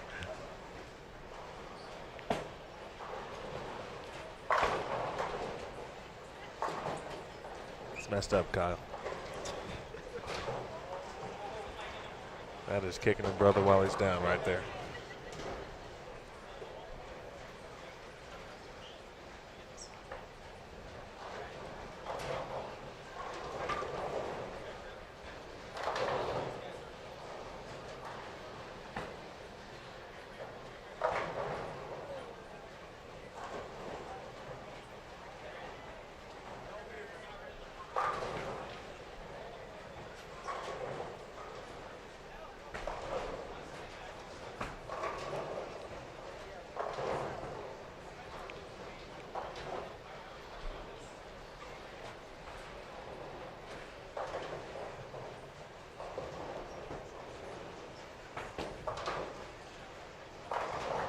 That also is true as well, KB.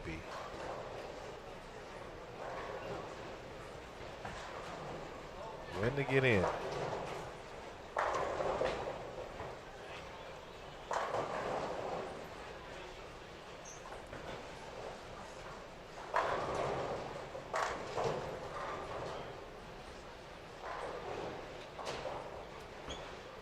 Brandon Dodge finishes with 218. Jacob Kirsten 165. Brian Mano can get to 197. Max score for Kevin Jones 190. Oh, Tommy.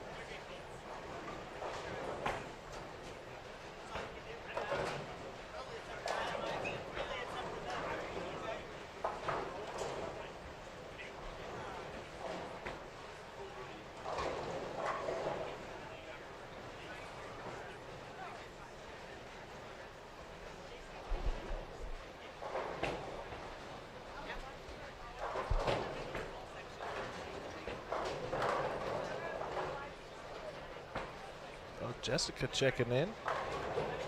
Will get the role he wants, this KJ. Open Championships extraordinaire, Jessica Gilbourne.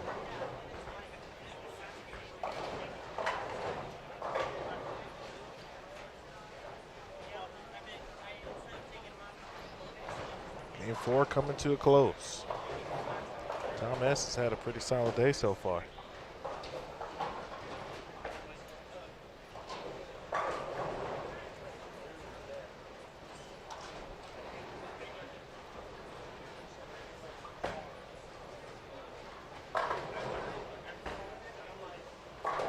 made a ball change in the early portion of the game, and like it went to something a little bit cleaner.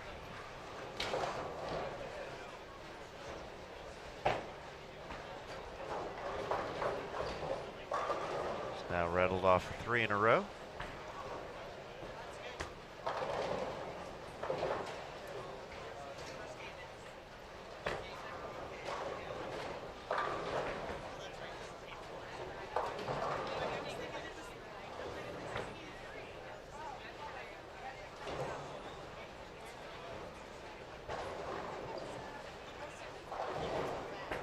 Brandon Dodge leads the way on 45 and 46 with 218.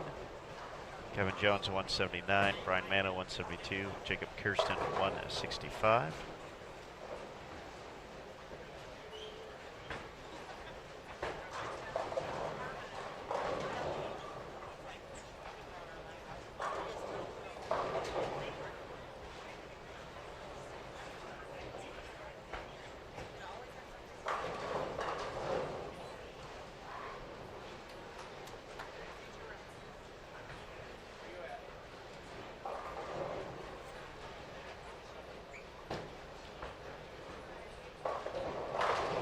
Oh.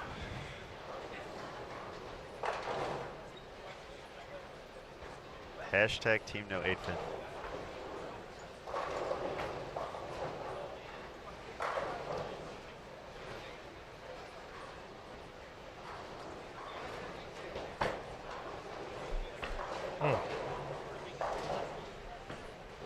An 8-pin, man. Emil's utter disgust on his face after he sees one of those is, you can tell how much it genuinely hurts him to watch that happen. Like, good shot. It's terrible.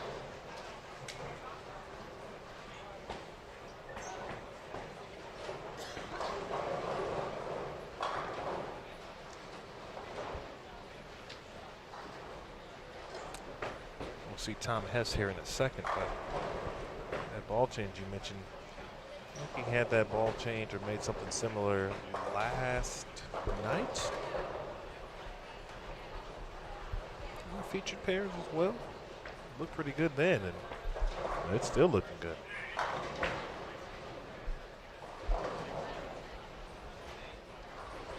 Trent Mitchell out to plus 95 after a 215 game, after 4. Yeah, bounced back after that missed single pin in the 6th. Stayed steady, doubled in the 10th.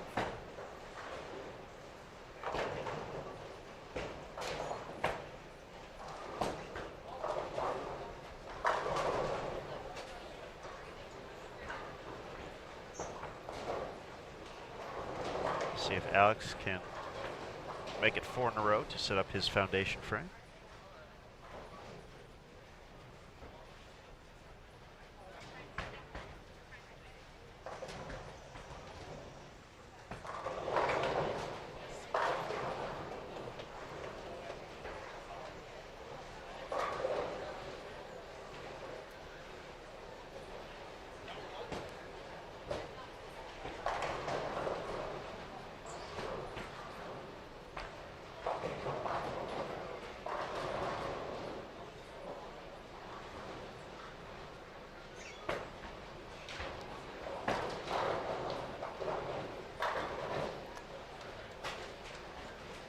Darren Tang on a roll on this pattern. Gonna have a chance to get into the 250s this game. But boy, it's getting interesting with some of our top guys heading into today.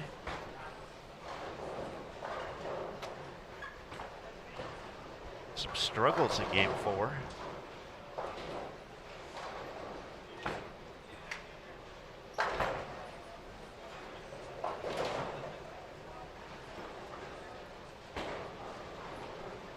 They're over on 27 and 28 right now for those of you watching on live scoring.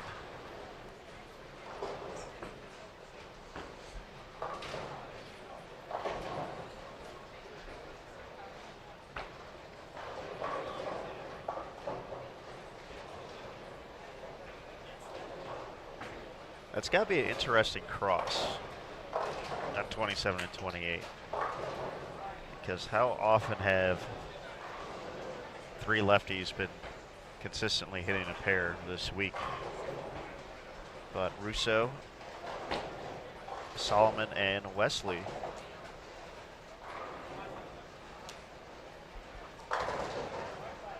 All lefties and all two-handed lefties. So they're working together to chew up the pattern one way or the other, and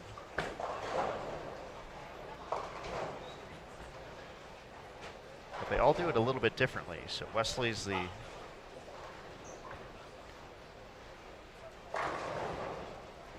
high-speed guy. Russo's kind of in the middle, and Solomon's ball speed a little bit lower. Curious kind of to equipment choices as well. You know, all three of those guys not afraid to use urethane.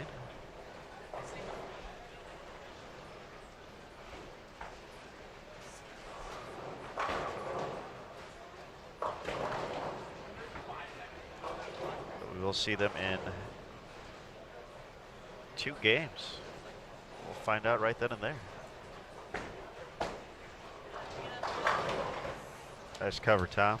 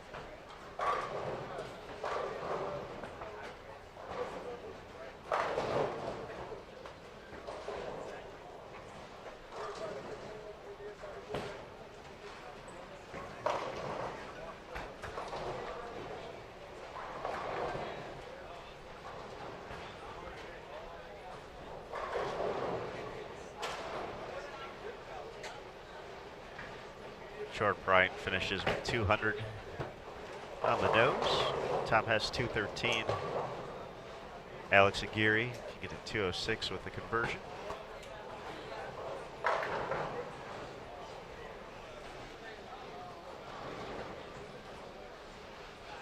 Struggles for Daniel this game.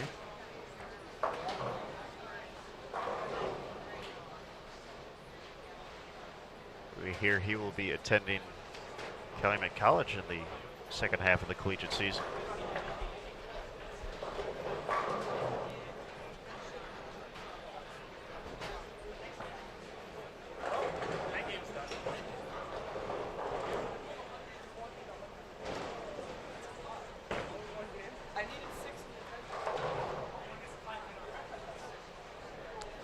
Almost ready for game number 5.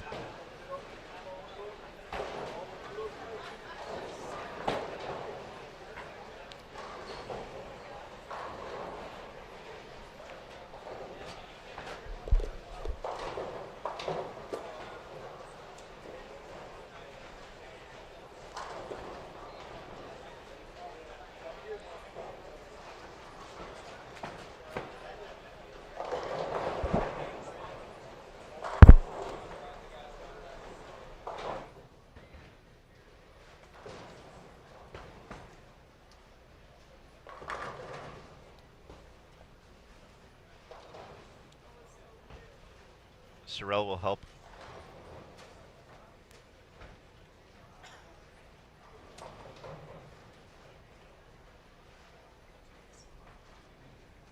Close up game number 4.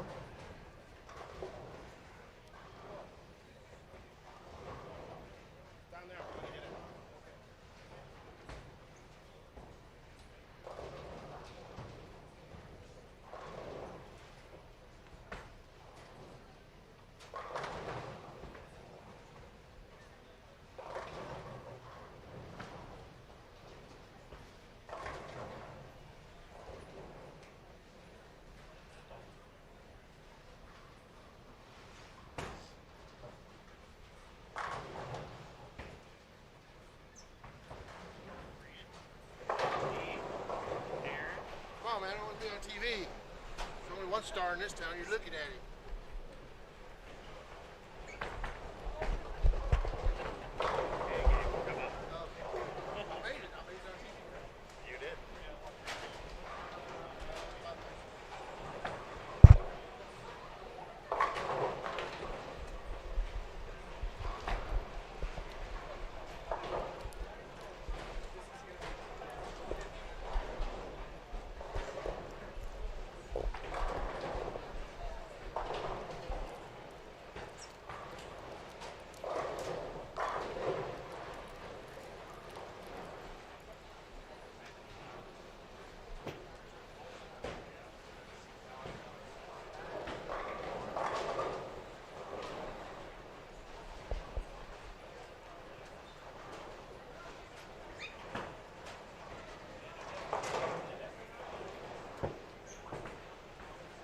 I'm not sure what just happened there, but we're done with game 5 now, so, or game 4. Getting ready for game 5. We were ambushed by some of our friends at the Open Championships who are less familiar with open mics, so we apologize for any of that.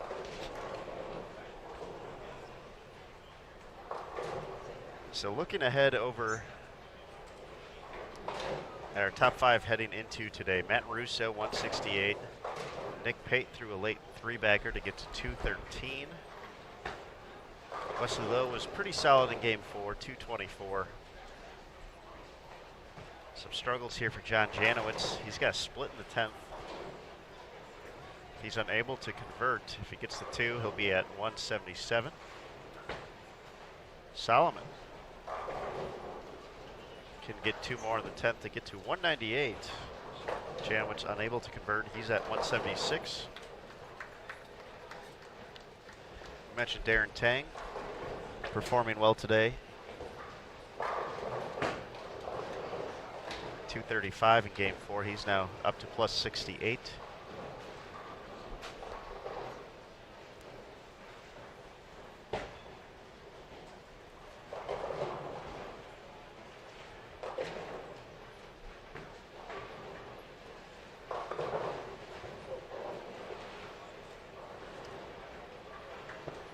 So now we patiently play the waiting game for both our next set of bowlers and a new look at the standings after 4 as soon as we get them.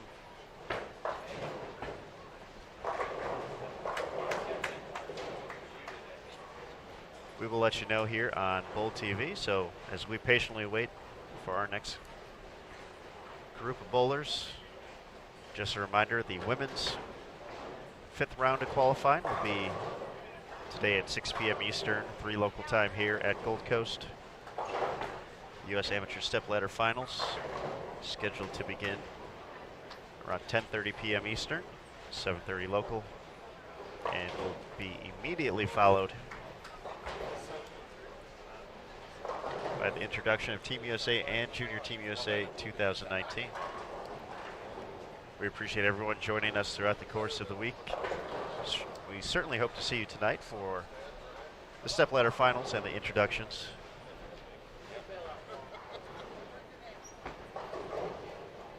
Of course, a big shout out to Gold Coast, our host this week. Brunswick providing the scoring. Kegel, the official lane maintenance provider. Logo Infusion, the official jersey provider of Team USA and Junior Team USA. tournament staff. And on our team, Brand Houghton, Matt Cannizzaro, Jason Thomas. Sit next to me, Emil Williams Jr. I'm Aaron Smith. We do appreciate all the support over the course of the week. But we're not done yet. 2 games left to go. Men's squad coming up next here on Bowl TV. Everyone settle in. Hope your Monday's going well. We'll be right back on Bowl TV.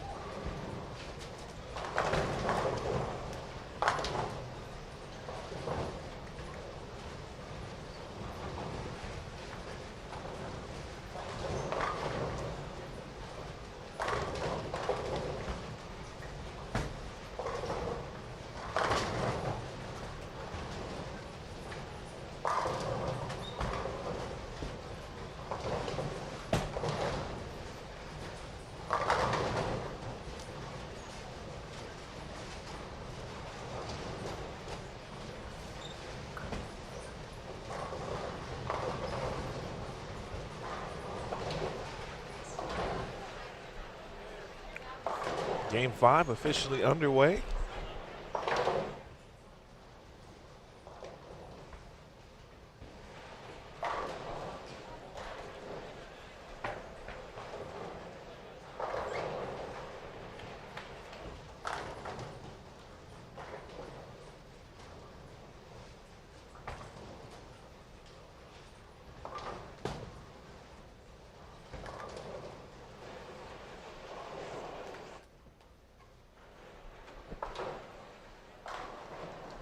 Zach Singer, Chris Vai, Blake Ernest, Michael Martell, and D.L. Bernard on 43 and 44. Christopher Yadal, Spencer Robars, Joe Grinser, Chris Colella, and Brent Boho on 45 and 46.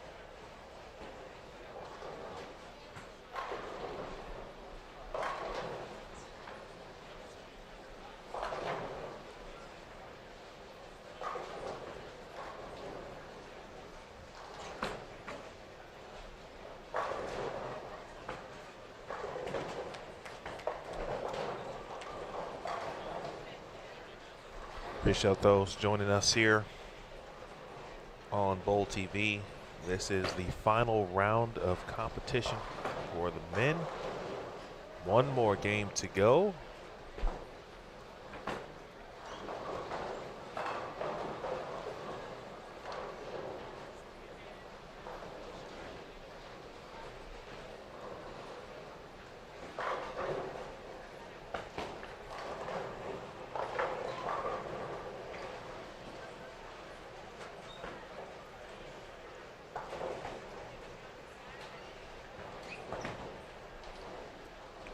Don't forget to stick around for game number 6. We'll have the top 5.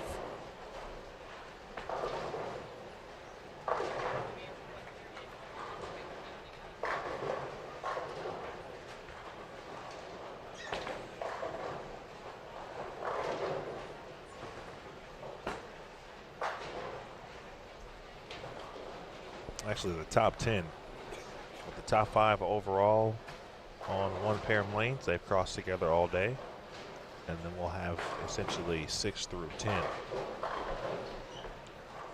as well in our featured pairs. So kind of watch the final game unfold.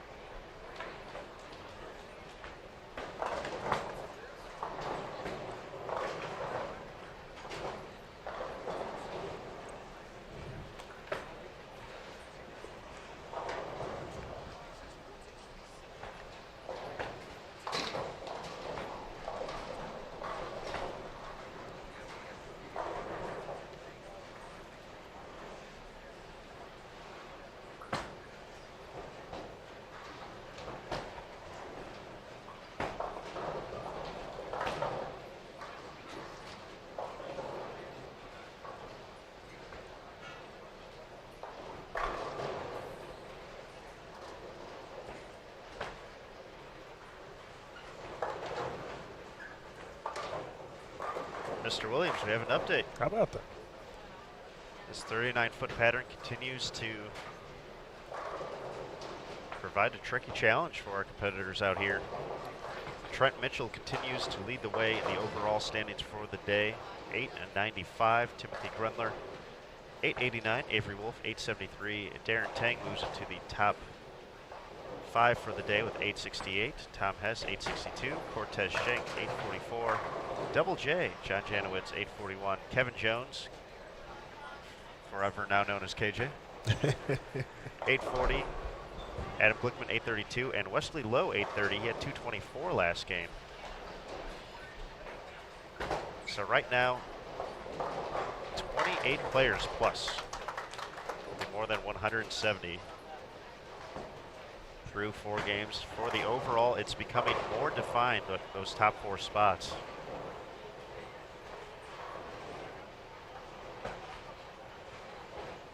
John Janowitz continues to lead the overall standings with 63 ranking points. Solomon Salama holds on to second with 79. Wesley Lowe, as we said, made his way into the top 10. He's now at 81, so that we'll get into that, how that could affect a few things in just a moment. Nick Pate, 85 points. Darren Tang now has moved into 5th with 147, so that is 62 points between 4th and 5th at the moment. So that's going to be big, but there's a lot of talking points that we can jump into from there. Sean Wilcox at 152, Tommy McNeil 155, Perry Crowell the 4th 162, Nate Stubler 165, and Kelvin Au 166. Matt Russo drops all the way down to 13th. He's at 175 points, but once again, the opportunity to get more spots back with a strong game 5. That's the excitement with that. So right now, those top 4 are pretty set. Those guys just need to kind of stay out of their own way and kind of just grind out these last 2 games, and they should be all right. All of them sitting right around the top 20 or better. So if they're able to, basically, you just want to find a way not to shoot 160, 170 anytime soon. That's so easier said than done. Yeah, oh, 100%. Obviously. 100 and Goes without saying, but 10%. So, but then for the U.S. Amateur, once again, that's holding on to the top 3: Janowitz, Solomon, and Wesley. So here's the first talking point. Wesley and Solomon are so close, just 2 points. For the step ladder, whoever is the 2 seed gets to choose oil pattern. We saw Wesley. No, Wesley had a bad day there on the 45-foot pattern. He's been pretty solid the rest. He's been top 10 the rest of the week. Solomon's just been steady throughout, so that becomes a question looking ahead. You want to make that championship match. You want to win that title. But you got to get out of the semis first to do so. But here's now the new interesting twist. what do you got for me, Aaron? What do we got? Because these top 4 are so far ahead. Nick Pate's a professional, so he is, out of the U.S. Amateur portion. Right. He's just looking to secure his spot. Still an outside chance to potentially win team trials, but he would need a lot of help. Janowitz, Salama, and Lowe are already, at this point, they would be on the team automatically and in the U.S. Amateur, which all of a sudden makes the race for the 5th spot become much more important. Sure enough. And that gets tight with the standings all of a sudden. Darren Tang, as we said, in 5th place, holds on to that right now. Sean Wilcox just 5 points back of that, and Sean has room to improve. He's 40th for the day. Darren is 4th overall, so he can only move up so many more spots. Tommy McNeil, 155. He's 17th right now, so he needs a strong push. Perry Crowell, 35. He is 15 points back at 162. Even Nate Stubler, as we talked about, who was outside the youth cut just a few games ago, is less than 20 points out. So there'd have to be a lot of moving and shaking to get to that spot, but all those spots are in play right now. As we look ahead, I mean, that's I don't feel in the few years since we switched back to the U.S. Amateur that we've had a situation where all 3 amateurs already had a spot on the team. So that's going to make the race for that fifth spot just much better. Extra excitement. We Yeah, we originally, you know, it's usually you kind of focus on that top four because that's the important part of it. But yeah, that looming fifth spot could become very enticing in the next game and a half. that certainly was one potential scenario that could have taken place. Pardon me. But you never really, I mean, you don't account for it because when you go through it all, here's the XYZ on how spots could be earned or awarded. And then, you know, there's that kind of that option B where, you know, if the amateur step ladder finals or whoever wins it already has a spot, etc. In this case, all three in this scenario would have earned a spot via the overall rankings already. Then that spot would then go to the fifth place, or the next, the next available or next highest point getter. And obviously that would be fifth. And yeah, that's something you look forward to right there. Business about to pick up for sure. Yeah, and if you're someone who in that area near fifth, I mean, are you checking it? Are you somehow going up to the on the concourse and asking somebody, hey, what are the overall standings? I mean, what would you do? What do you think? Man, that's tough. I mean, the unique part is Martel kicks out that 7-pin is with everyone kind of grouped together. You're already aware kind of where everyone's at. So, you know, you may not know or you may not realize that 30 people are plus right now. But you know it's a lower scoring pace, and you can kind of see that, you know, some of these guys are kind of are having some struggles today. I mean, it's simply put, they're fighting the good fight through this tough 39-foot pattern, but it's I think there's just too much to calculate for the competitor themselves, along with executing and doing all that. Like, would I ask someone if I had someone in the stands that was kind of cheering me on, like, hey, how am I looking? What should I be thinking about right here? But yeah, I mean, we're sitting back here. This is just so.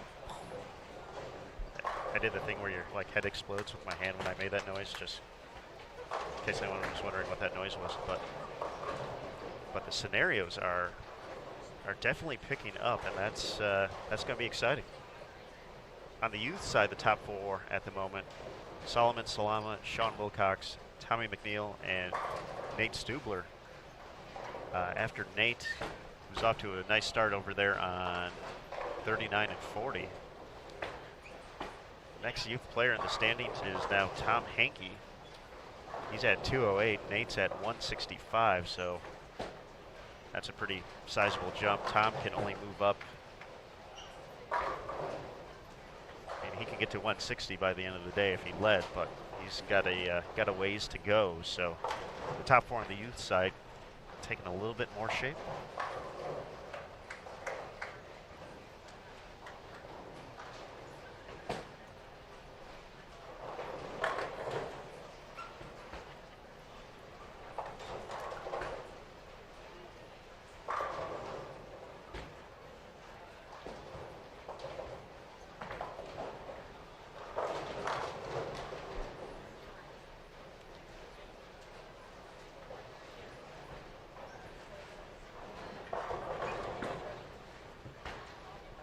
So wow, that's better than a cup of coffee. This is better than any sinus medications that might have been needed for this week. Is it better than being able to breathe through your nose? What do you think? Well, I do miss that. That's been a few days since I've been able to do that. But I will enjoy that time again, but No, you're right. I mean, it has provided that extra level of excitement. I'll check and see how close those individuals might be to us in Game 6. and luckily they don't make too big of a jump, because we can see a few of those guys already over on 37, 38, 35, 36.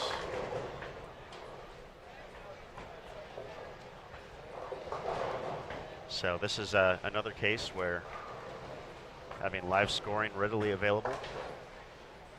Find that in the description below the video.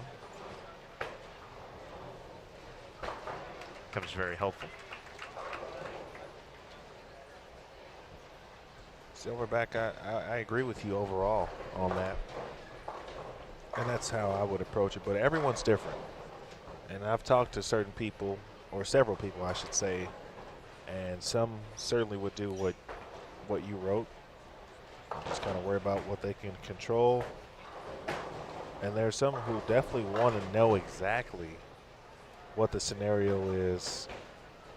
And that's kind of how they approach it mentally. So sometimes you just never know, but the overall aspect would be, theoretically, you can only bowl how you bowl.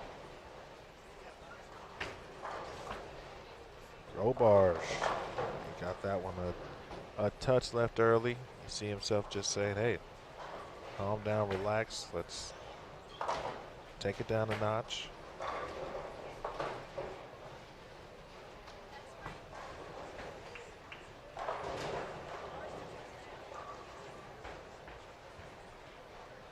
Michael Martell, boy, just trying to find something here, muster up a double.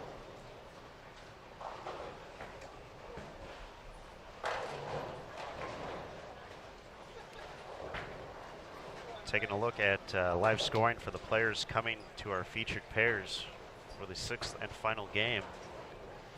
There are more struggles. This 39-foot pattern is no joke.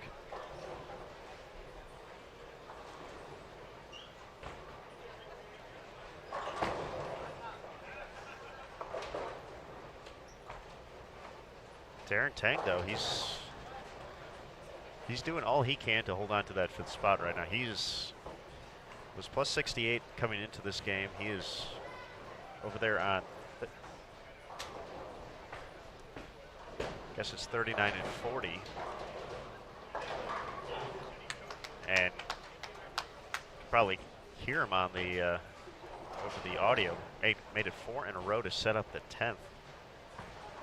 Darren earned his spot on the team last year by finishing in the top 4 here in Vegas, and he's doing everything he can to make sure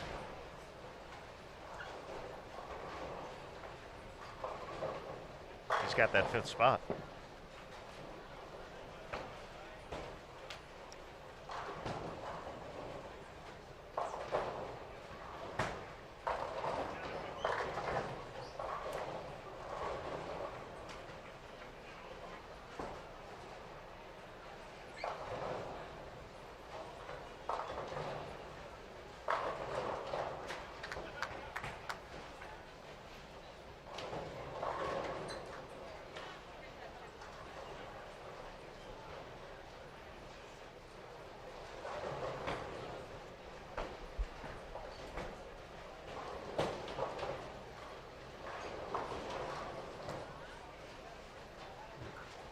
Another fun talking point, Mr. Williams.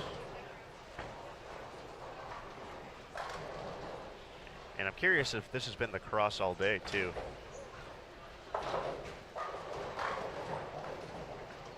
Potentially part of the struggles for Russo. Solomon has been hit and miss today. But the pair they're going to be jumping to next has Dio Bernard, Michael Martell, and Zach Singer. So 3 lefties on a pair. Potentially, they've been following lefties all day.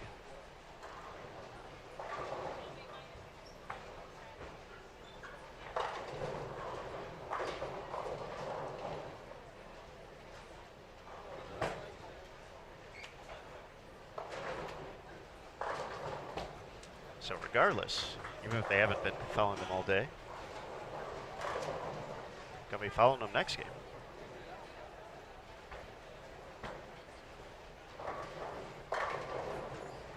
But I would assume that would be the pairing throughout the course of the block.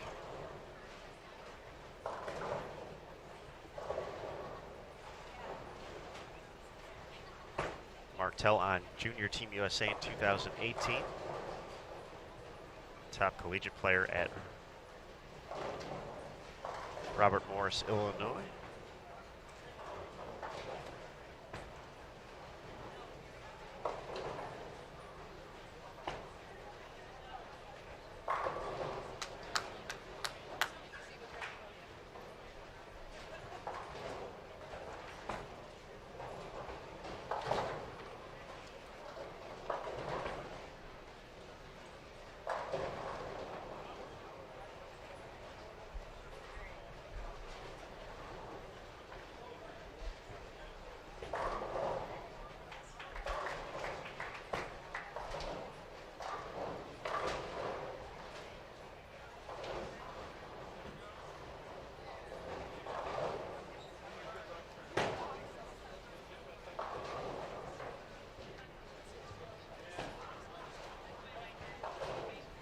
So it looks like Darren Tang is going to end up on 47 and 48. If our skip follows the way I believe it will. He got the first strike in the 10th. By the way, Nate Stubler this game has a chance to go 258.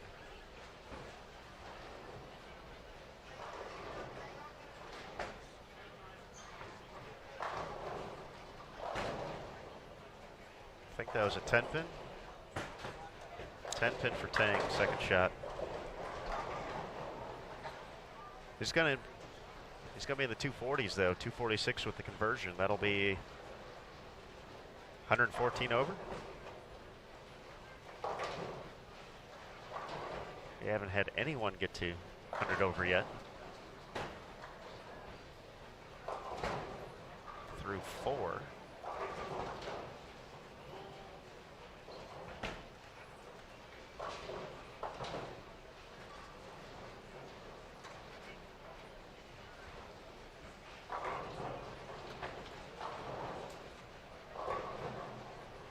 So this is good stuff, folks. If you, obviously we know you're watching because you're joining us here on Bowl TV, but if you haven't shared on social media, let folks know what's happening here. Final game of qualifying, 2019 USBC Team USA Trials, US Amateur. And all of our top players coming right to us here on Bowl TV.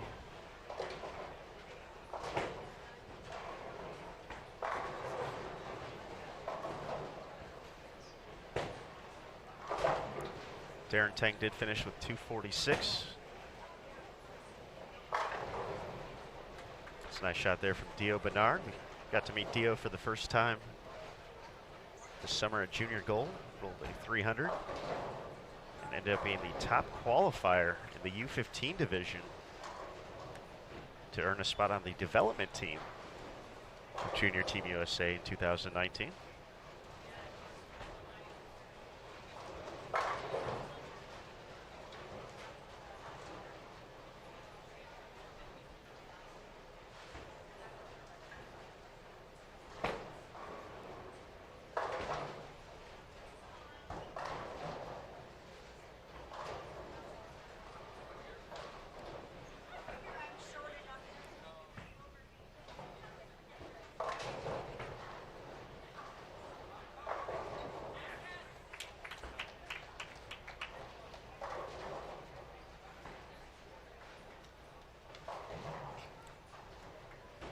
Nate connected for his first strike in the 10th, so he's already in the 240s. Yeah, Jeff Mann quietly put together 7 in a row to start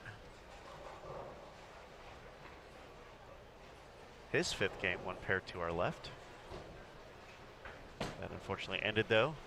Frame number 8.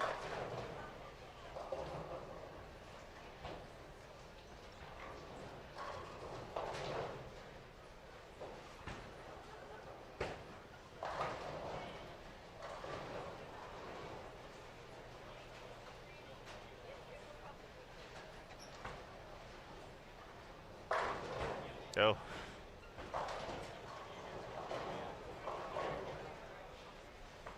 Spencer, goodness. Wow. That's tough, especially in the 9th frame, and he's been, battling this game. Throwing some shots, certainly like back, but when you throw it that good.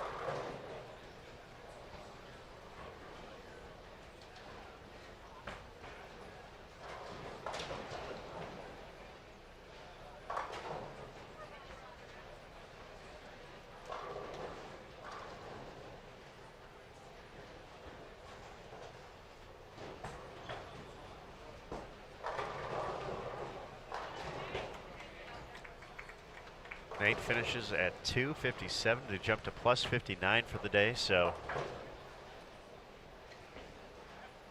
there's going to be a few spots for sure.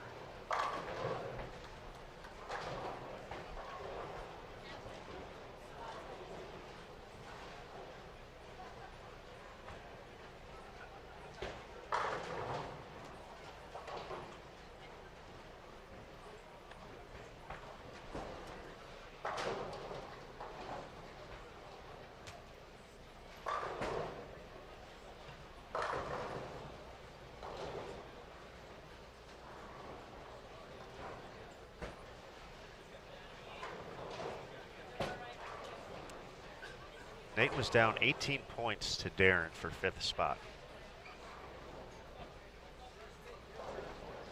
Darren probably gained a few spots, but he could only go up so many. But with so few people plus at the moment, even though Nathan's going to jump a handful of folks here, how much closer is that going to get him?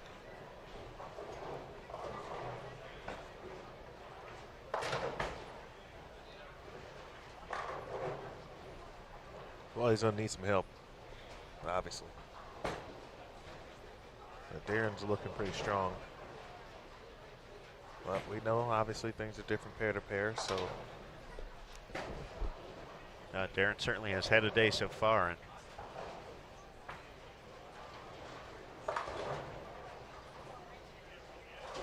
like I said, he'll be in close proximity.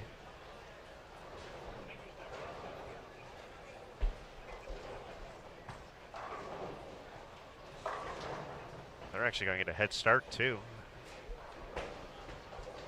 Over on 47 and 48, they're all set to go.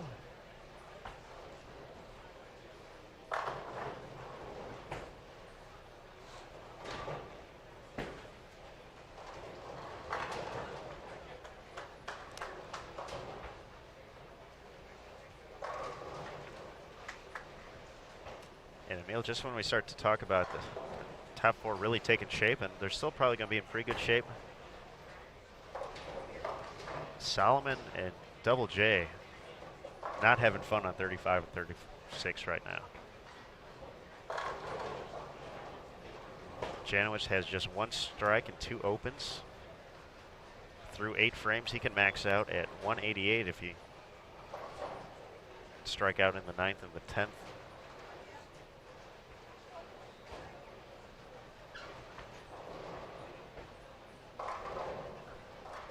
Solomon. He's got a spare to shoot in the 8th frame, which it looks like he missed.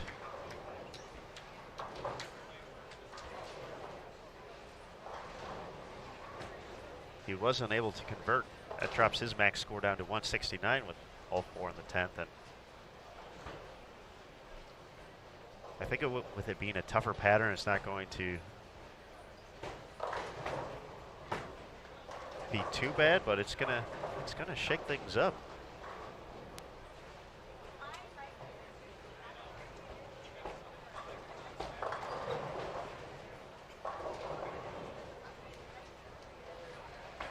Wesley Lowe can get to 208 with striking out in the 9th and the 10th. Nice spare, Zach Singer.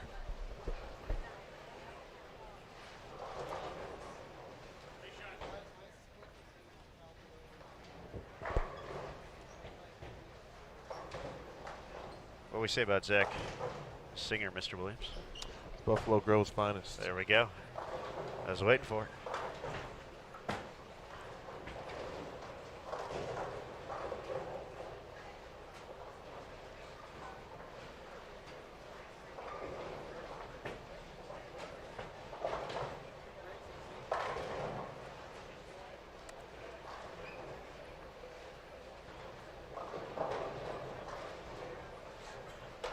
Chris Colella, nice 233. Chris Yaddo finishes with a 171. It's a nice shot from Chris Vi. Makes it a double.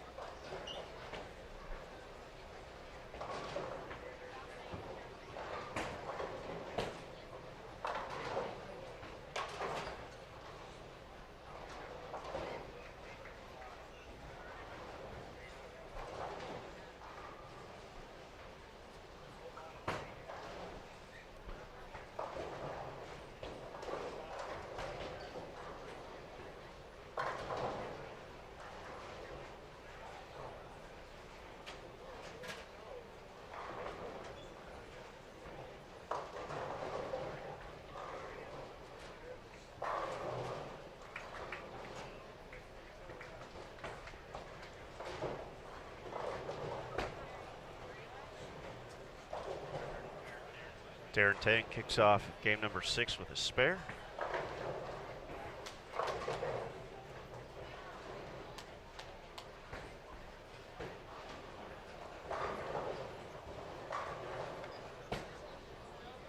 Nate Stubler will be looking to do the same on lane 48.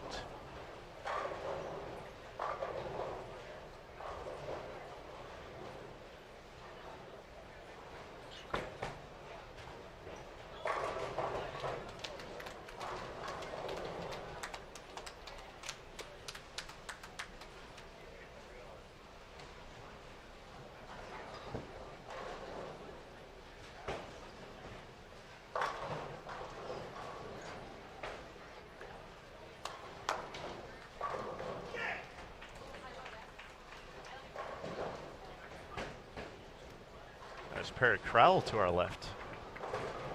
Big double in the 10th. We get to 203. And that'll get him to -9 on the day if he strikes. And that's another situation of putting yourself at least in position to find that pair to put it up at 250. Even with today, even the 240, where you're going to gain a quick 10, 15 spots just like that. And being right around even, the way the scoring pace is dictated.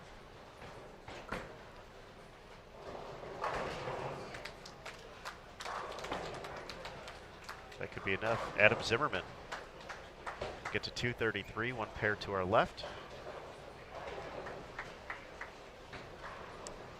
Dennis, the The top 5 will be on 43 and 44. Then 6 through 10 will be on 45 and 46, based off of how they started the day in the standings. No re-rank for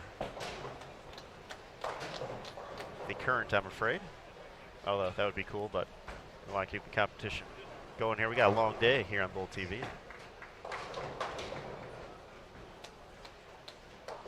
Still got 6 games of excitement for our female competitors left to come up.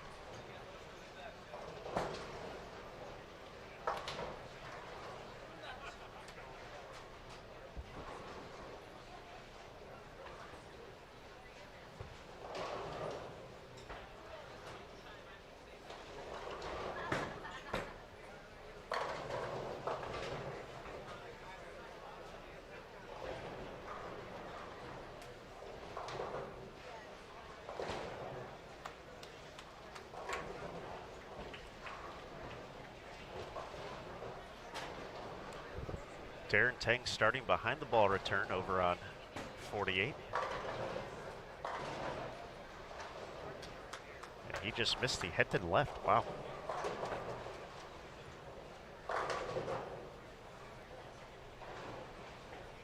On the far right of your screen, this will be our be able to catch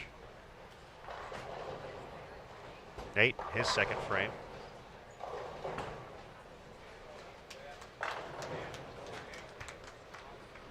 Delivers a nice shot.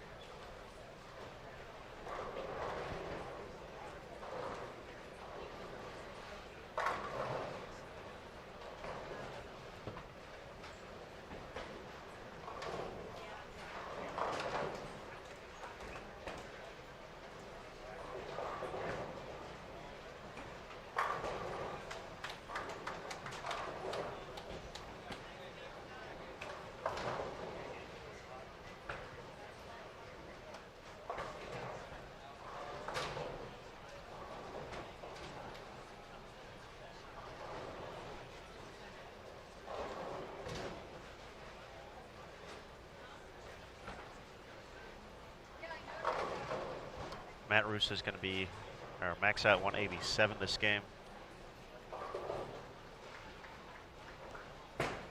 Best Nick Pate can do is 173. Wesley Lowe. This could be a sneaky, huge 10th frame for him. Working on strike, he can get to 208. All 3 in the 10th. For Solomon, he can max out at 159. For Janowitz, max score 188. They are in the 10th frame.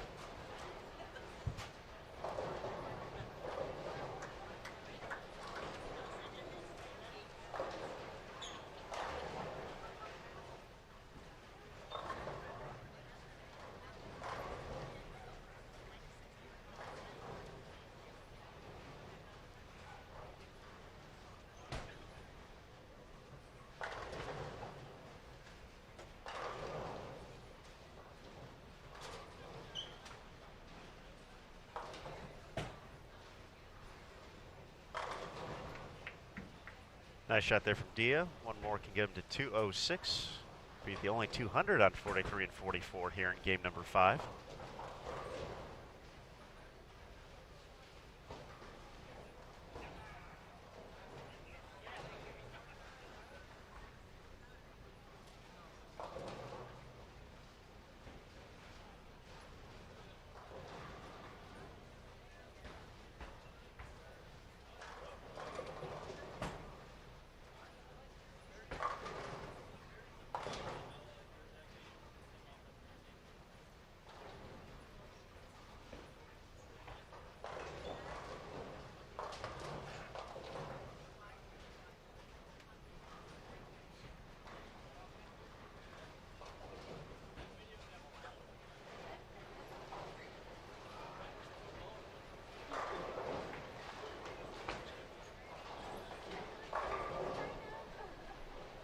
All right, folks. Emil is very good at what he does, and he's got us a quick camera on 47 and 48 as we wait for our competitors on our feature pairs. So let's get it.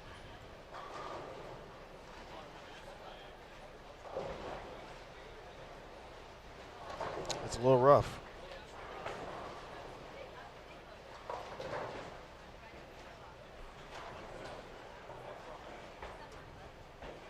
However, it is something.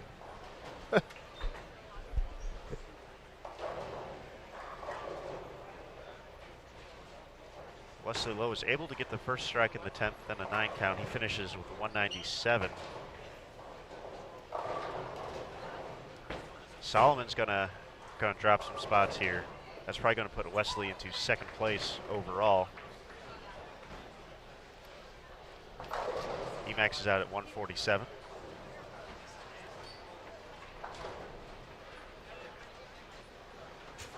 Or he finished with 147. Got the strike on the fill ball. Janowitz is up on the approach right now.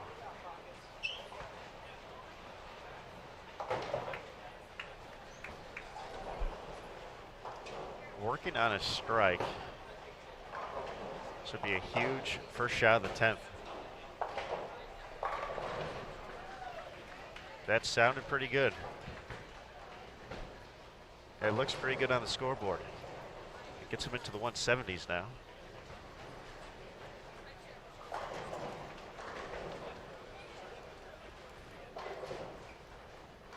So the difference between Wesley and Double J is 18 points.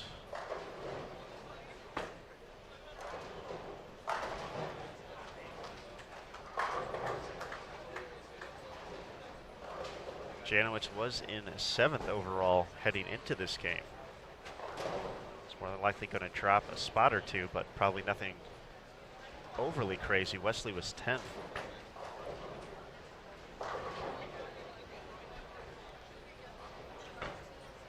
Basically staying even. He's probably not going to head too far up or down. Janowitz did not get the double though, so he's going to be in the 170s.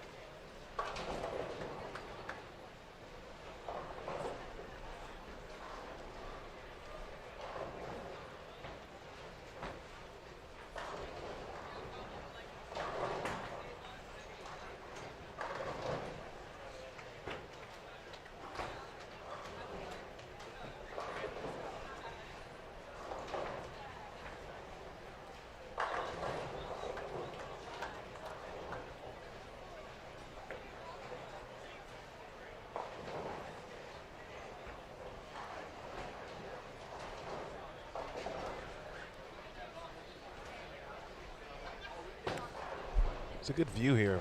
Obviously, you can see Matt Farber. You get a good look at his laydown point, too. Yikes. Wow. Wow, indeed. Yes, that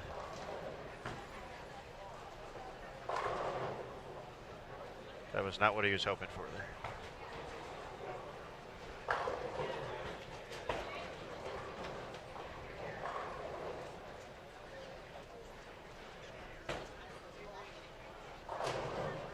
That is what you call a note to self in frame 3. Yes, yes. That's where the notebooks come in handy for sure.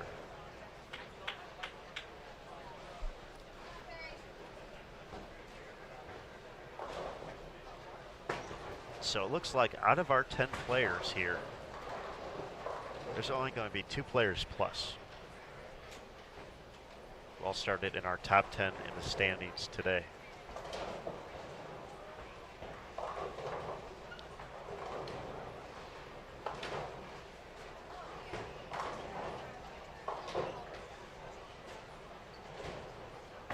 I feel Janowitz will still be in good position heading into our final game.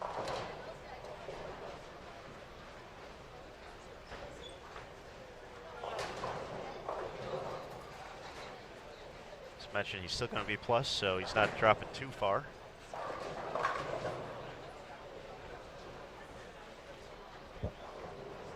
Report on 47 and 48. Nate Stubler had opened in the third frame. He struck in the fourth.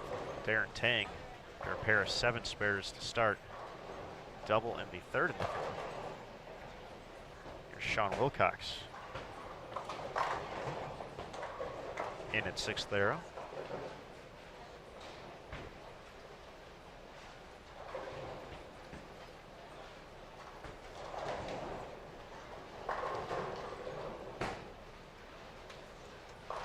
Set to begin 43 and 44. Here's Russo. Along with Wesley Lowe, John Janowitz, Nick Pate, and Solomon Salama.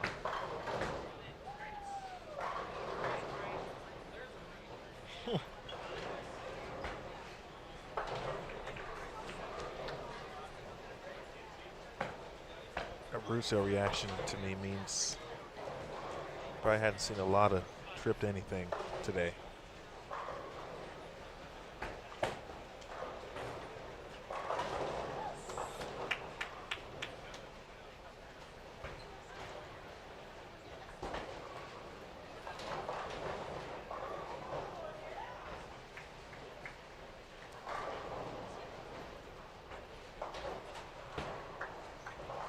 Question in the chat concerning Perry Crowell. Has he ever made Team USA as an adult or junior? He has not. Looking for his first bid.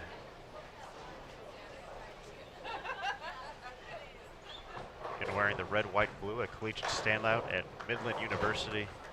Great shot from Wesley out of the gates.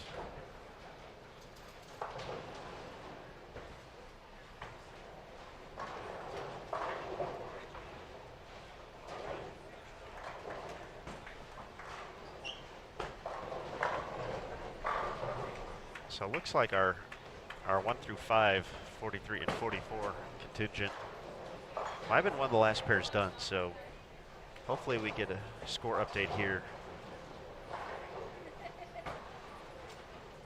relatively quickly.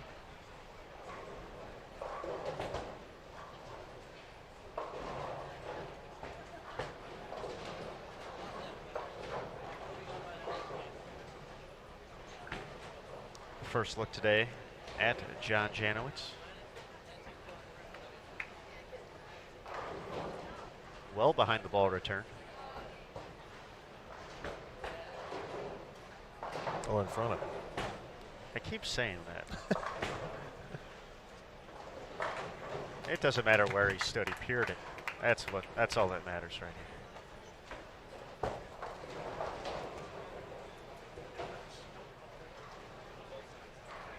Farber also in. See, I just don't want to say it. I don't know why. It's just not naturally something I say, even though I see it plenty. At the front of the ball return. Now from the angle.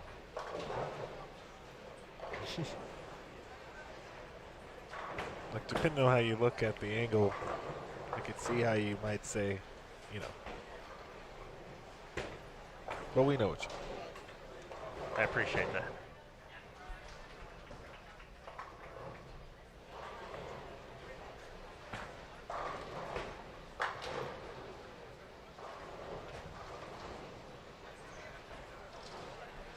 I know we talked about, obviously, Sean Wilcox had a great day yesterday, but I mean, you got to give a lot of credit to Charlie Reed and Riley Hall, putting themselves in position and being in the top 10 yesterday after yesterday's round. Excuse me.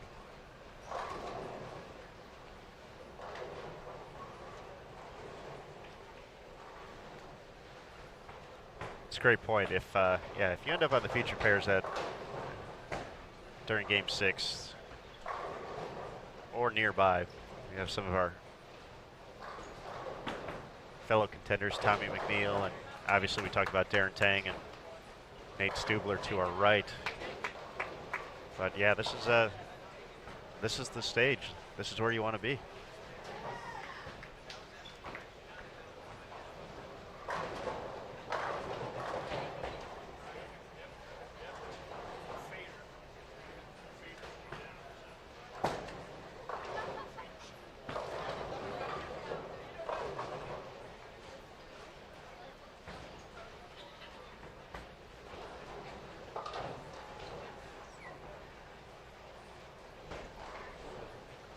Kareen, that is about 90% correct. It is, technically we'll have the semifinals on 41, 42, 45, 46. They'll be simultaneous. And then the finals will move one pair right, essentially. 43, 44, 47, 48. So in theory, yes, we will be in this area. We came up with what we believe is a solid game plan.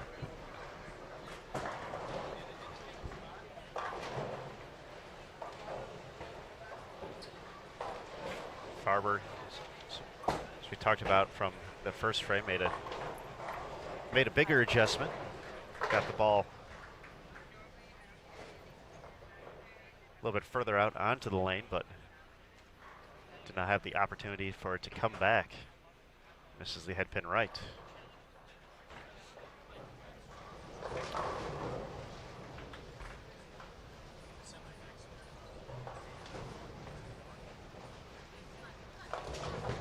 Oh, parry. There's no dance this time, however. Serious time. We still are waiting for an update after 5. Oh, just came in.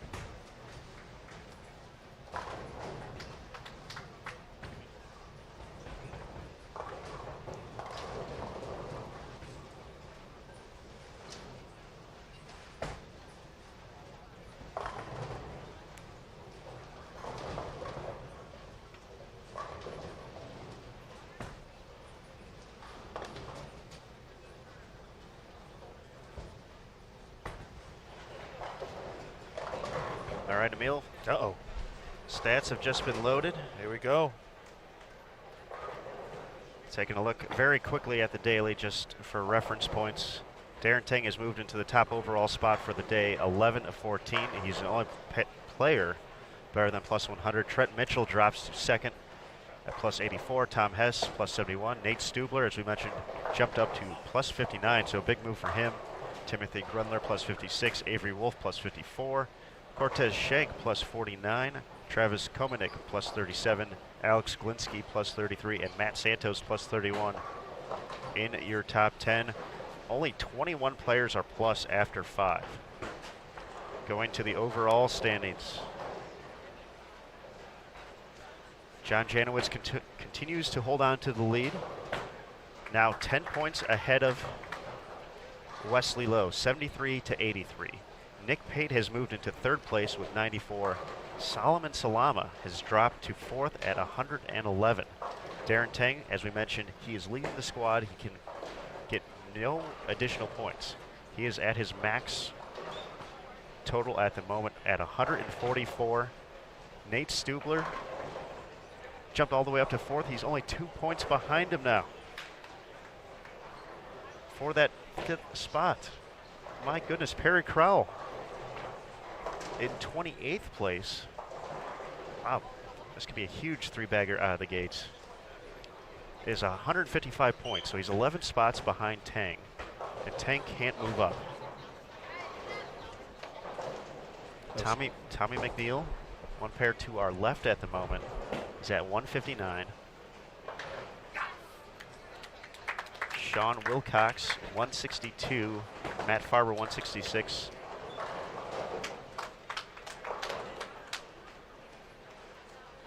So technically with some of those guys, Wilcox is in 50th place, Farber is in 40th. Stubler is where? 6th? He is 6th overall. But he is not having the game that he's wanting to have at the moment. Double J and Wesley essentially have matched each other so far through 3. Holding position, if you will.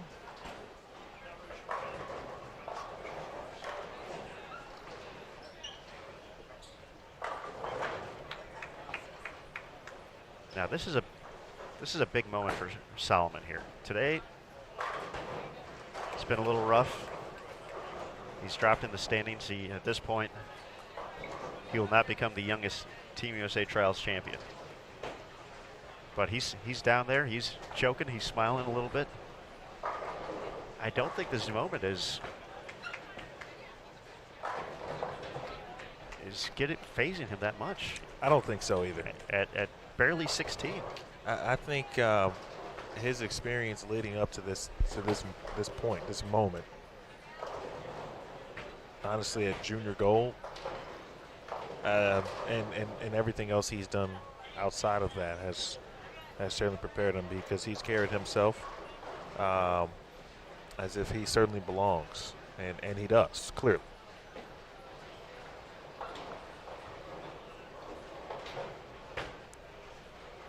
Some trouble for Nate in frame number 7. He's got the 6-7 up there. He's only going to take the 1, so math is going to be so cruel here in the upcoming frames.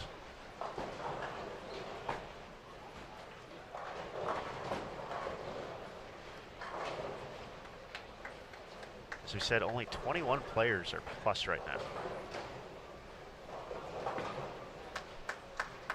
Is someone going to find a way to get to a 230, a 240 here?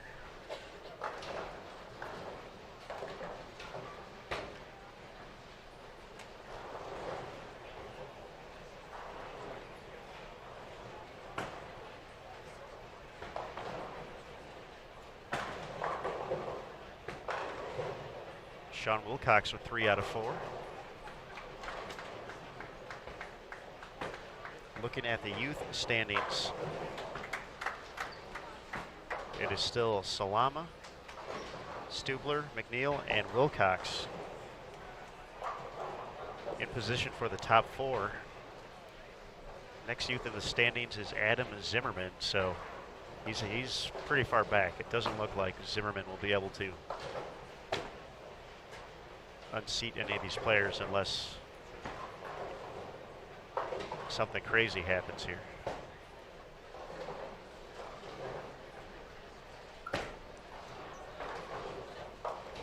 So Solomon made the ball change, struck in the 3rd, finds some trouble here in frame 4.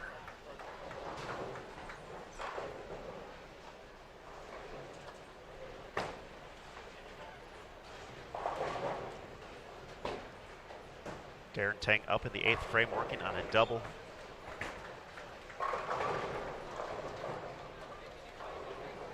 Was unable to connect.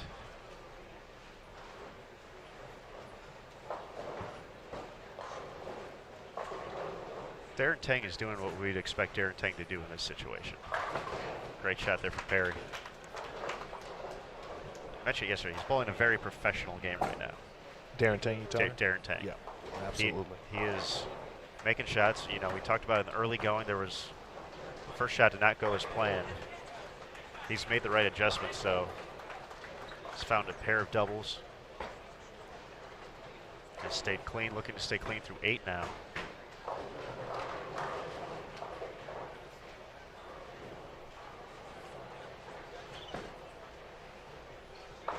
But he's in the position of potentially having to worry about as having no additional room to move up. He's already maxed out his points as the leader through 5.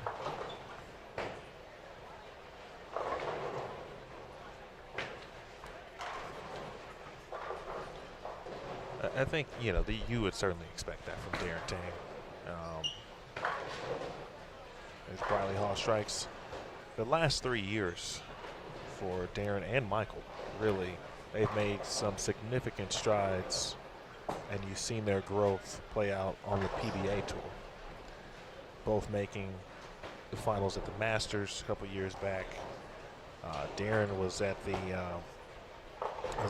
Flo Bowling Wolf Open in the finals there in 2018.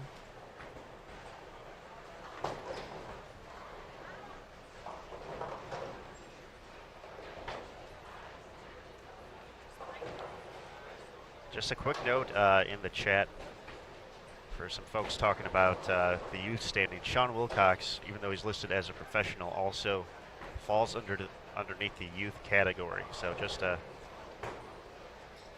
and that is because he is age eligible as of World Bowling, correct? Correct. He is 20 years old, so he is eligible for that. So even though he is not listed as a youth, he is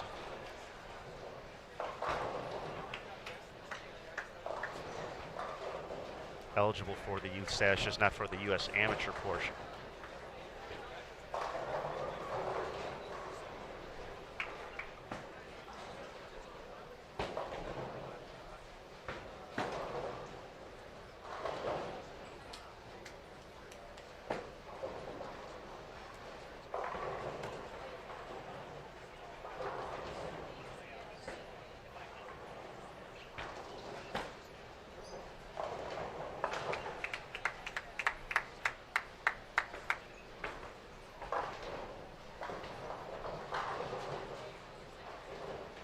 Well, the crowd is getting frantic. As they should. This is for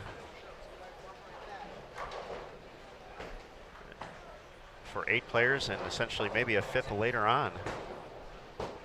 This is that ticket to Team USA.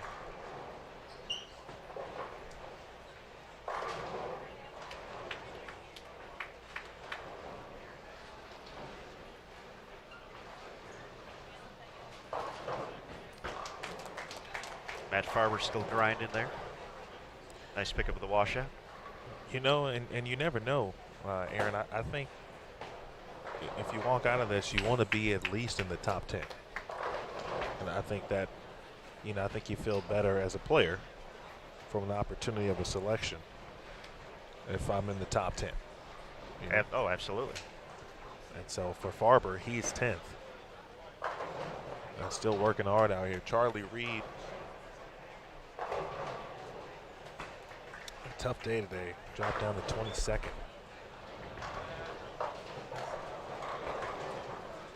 Well, we've seen that from almost every lefty. Spencer Robards did actually on 45. Get it left early. And we've seen it a lot with Urethane. It's been washout city. 6th arrow for Wilcox. Bang.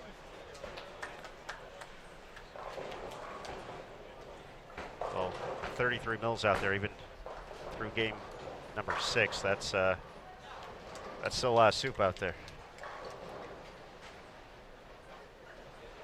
It's been this right lane for, at least for Solomon, Wesley, Matt. I believe has washed out on this lane, or excuse me, on lane 44 as well.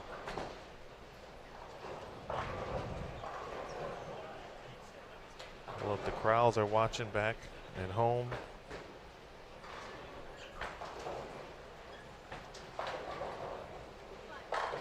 That might have been for you.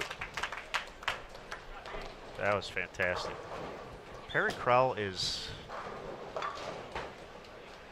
going to make this very interesting for us, I feel. Once again, he was 28th in the standings, 11 points back. -9. There are spots to be jumped here.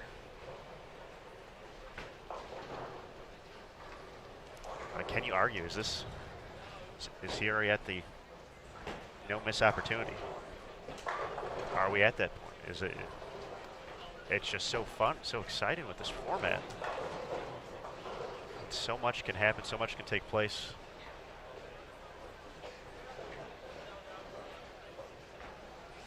Well, he's definitely making it fun for us, but who he's really going to make it fun for, they might have to put some extra work in, is the selection committee. Selection committee, yes, sir.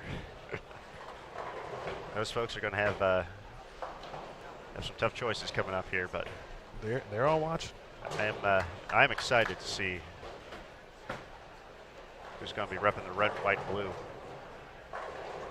2019 Janowitz looking to put an early staple here into this title. Once again, he had a 10-point cushion. Wesley has slowed down a little bit here after a pair of strikes. His first 3 frames, Double J. That one didn't go as planned, but out of trouble.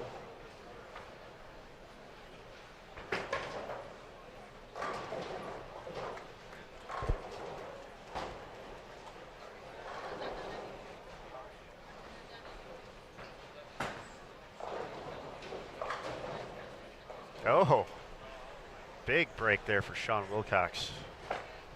Sitting in 50th place for the day. Still has the opportunity to get to plus with a few more strikes.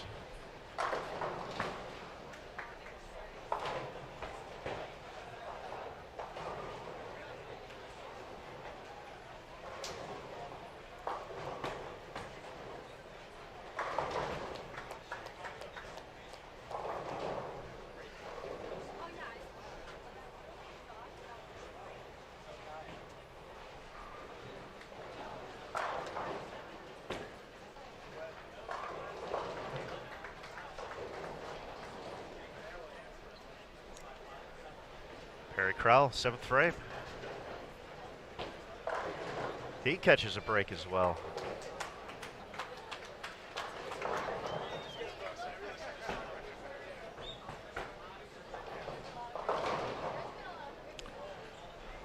Sometimes they're necessary. Hey, after 30 games, I would. All's fair at this point. All's fair at this point. I would be happy about it, but I would secretly be happy about it. So. Yeah, you don't show it. You don't show it. But you know exactly, like, all right, appreciate that.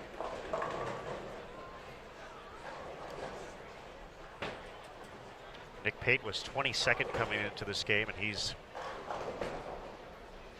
doing what we would. Wow, that's a lot of W's. What we would expect from someone who has this experience, has made his way onto the team before. It's just been staying out of trouble so far. Darren Tang's 10th frame is going to be coming up in a moment on 48. Barb, don't worry, we are too. Don't get in trouble at work though, Barb. Need you to be able to go in tomorrow.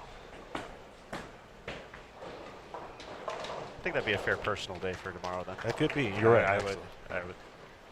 Maybe do the Barb tomorrow. Nice cover there by Briley. Darren Tang can max out at 235. I don't think he's going anywhere. He's leading the day. Unless something crazy is happening around the house.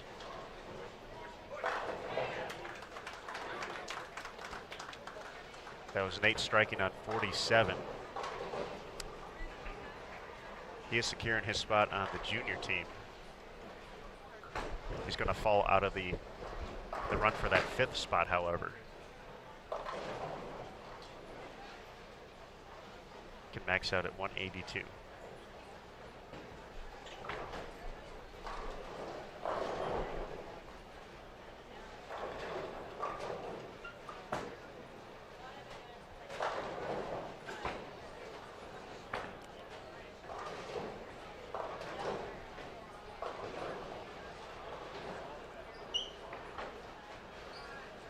This right lane has given Solomon some troubles here. And one more time, goodness. His 3rd consecutive split on 44. It's 44 for the lefties. They've all hit the same spot at some point in that area, which looks to be, you know, kind of floating around 2-3-ish down lane. It's not getting back from there. Oh my, Mr. Williams. Darren Tang, 2-8-10 in the 10th. I was going to say, if he got to 125, 130 over,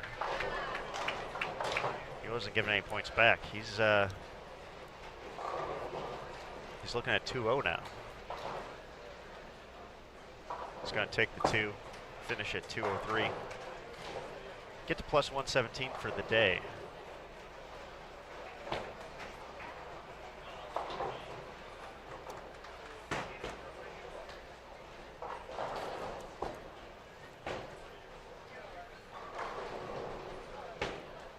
Trent Mitchell is not going to catch him though, so he might sneak on and hold out to that 1st spot. Despite that split, Tom Hess was at 71 over when Lane was Tom on. Tom was on 59. Tom shot 212, so he wasn't catching up either.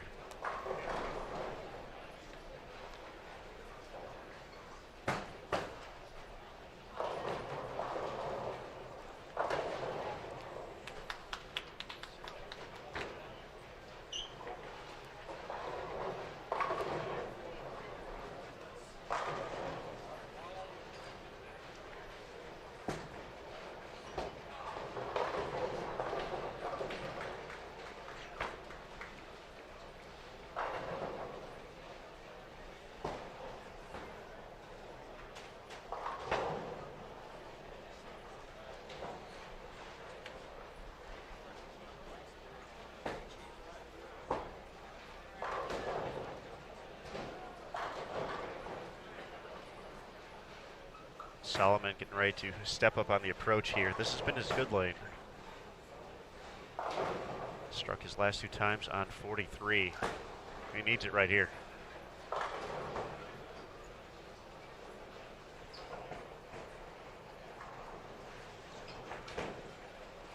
Uh-oh, that miss from Wilcox may end his run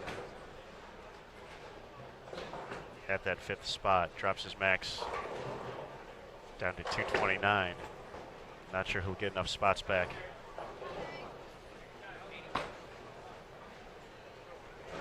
What are you, minus 120? 50?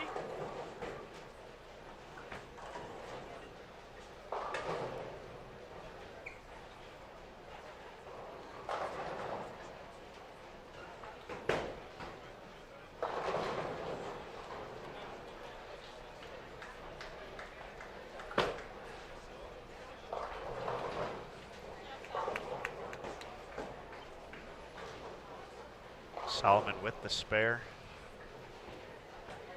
He's got to end on that tricky lane 44 as well. Makes this 8th frame even bigger. Find something. Perry Crowell, 8th frame, 3 in a row. He's got to get back. Trouble for Crowell. 2-4-8-10.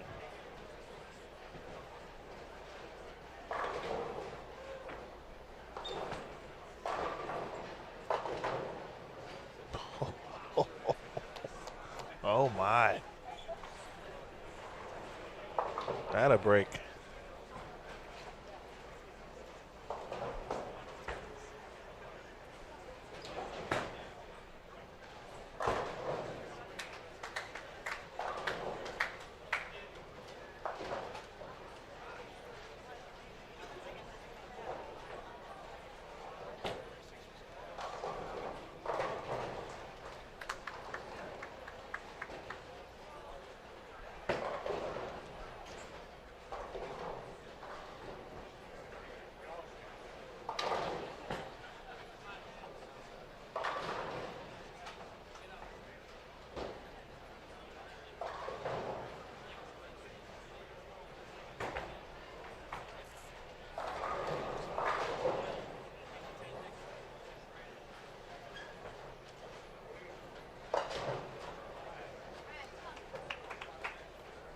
Perry only able to get 3 there. Drops his max down to 2 at 33. Can still get to plus 24 if he punches from here.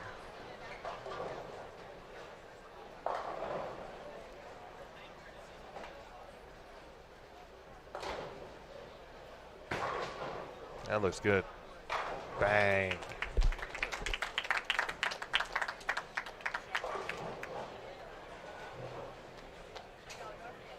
I have to say, it's still, this is a huge frame for Perry Crowell.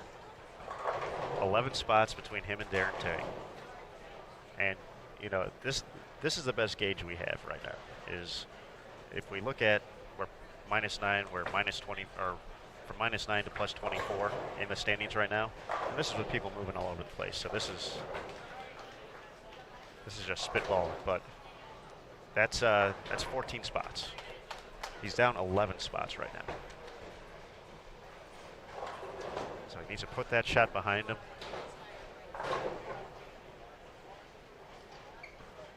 Make some of the best shots of his young career right here.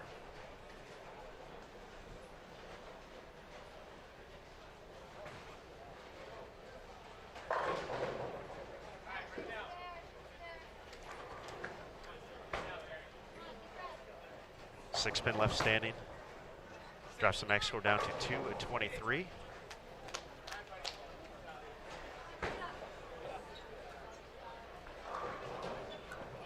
Nick Pate looking to stay clean.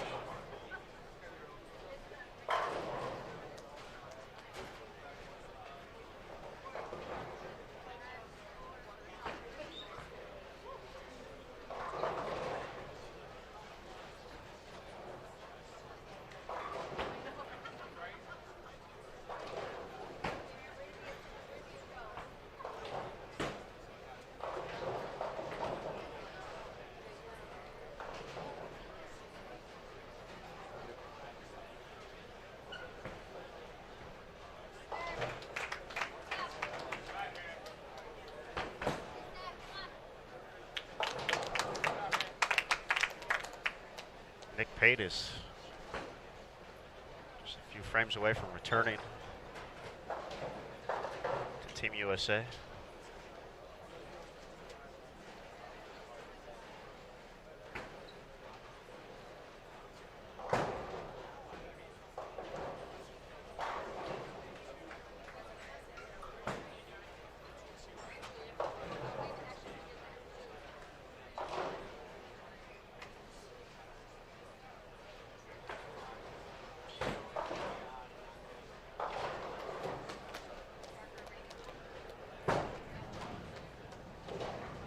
Wesley Lowe looking good for punching his first ticket to the adult team. John Janowitz, an 8-time Team USA member, inching closer to his 9th time on the team. Pretty good shot there from Solomon. Lays off just enough to only leave the 6 standing.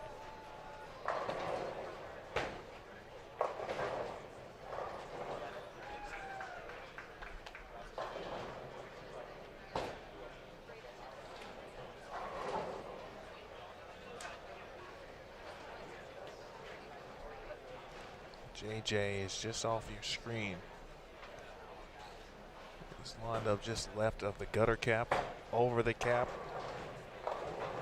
Oh. Oh. How about that? That's that Hall of Fame That carry is right Hall there. of Fame carry if I've ever seen it.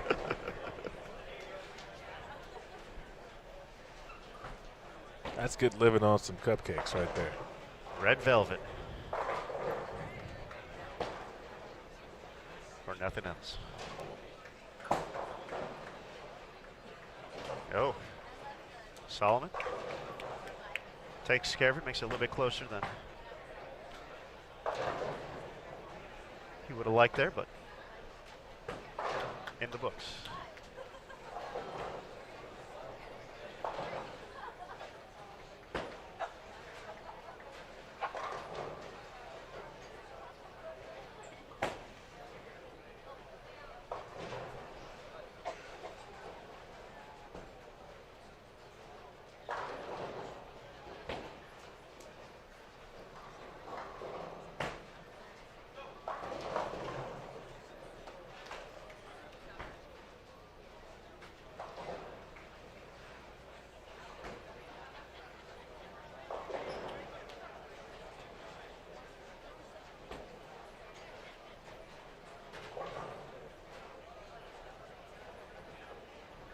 The sixth and final game of the final round of qualifying at the 2019 USBC Team USA Trials.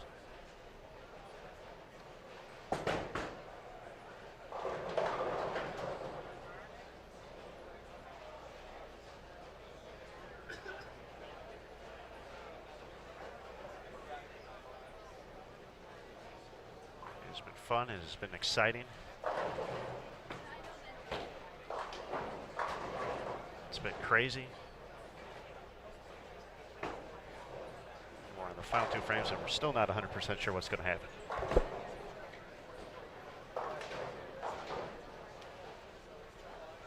Darren Tang in the books. By all accounts, looks like he's going to lead the day. He's going to stay at 144 points. He held that fifth spot heading into our final game once again.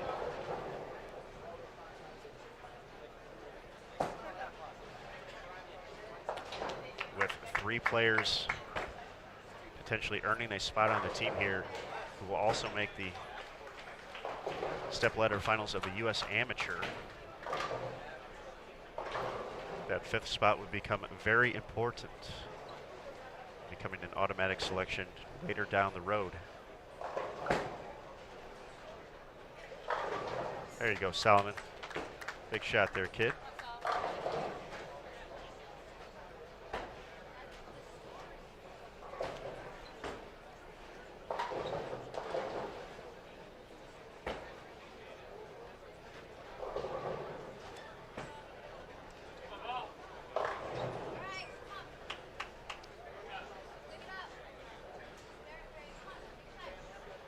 Perry's going to gain some spots. I do not believe it's going to be enough to.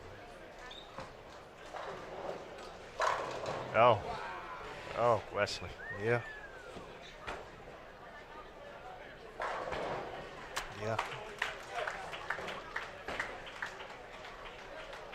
Yeah.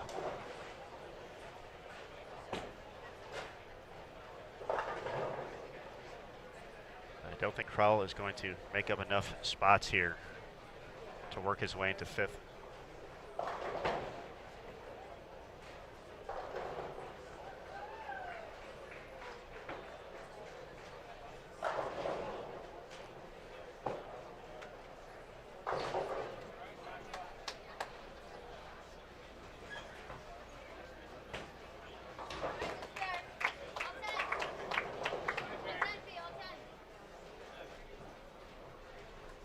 Man, this game is going to grind for everybody. Hold. The just watching the faces of the bowlers and these players when they come back, and It's the 5-second pause before the exhale of the breath. The put your mouth into the shirt so you won't get fined.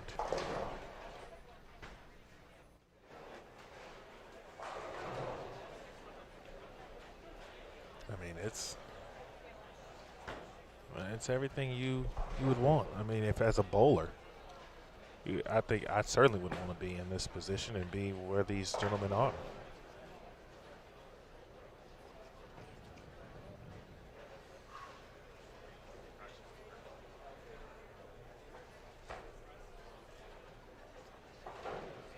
Final shot for Perry. PC4.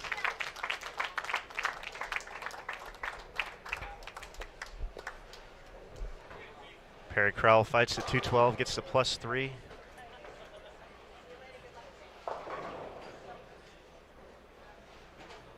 And now the weight.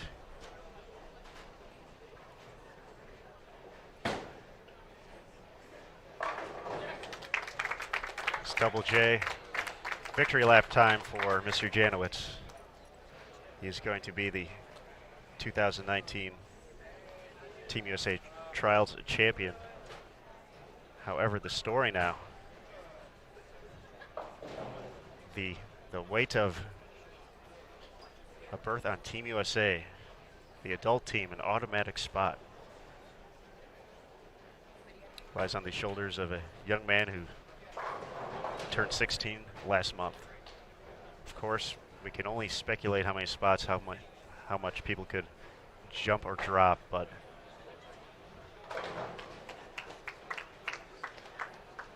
Salmon drops to that -90, -100 range.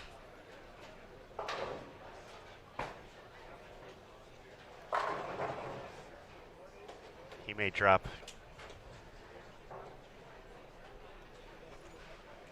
not only out of the top 4,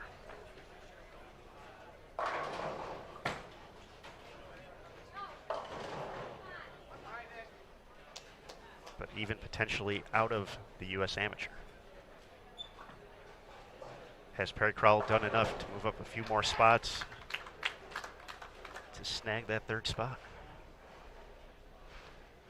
Just saw Tommy McNeil strike. That was his first one in the 10th.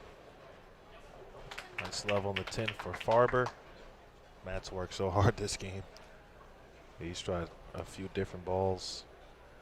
It was him in that position last year, trying to make a run at an automatic bid and the USAM, or a spot in it at least. Meanwhile, best McNeil can do is shoot 147. Or excuse me, 177.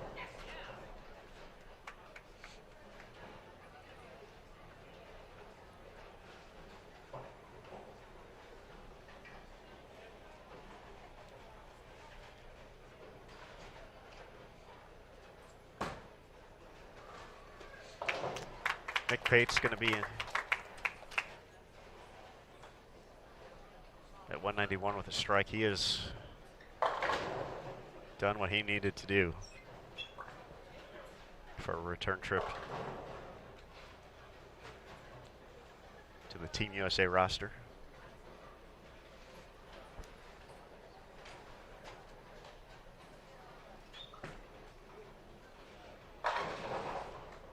Wesley.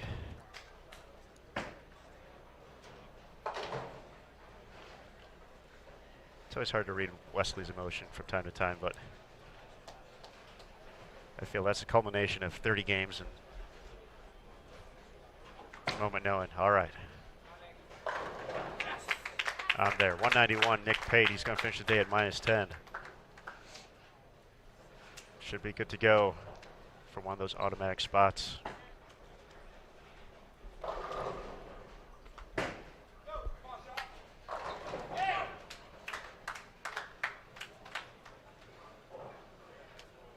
Wilcox can still get to 209. That would get him to -33 for the day.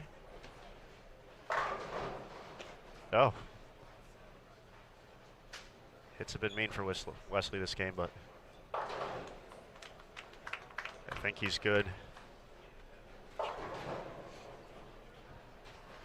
He's done the heavy lifting in the first 29 games.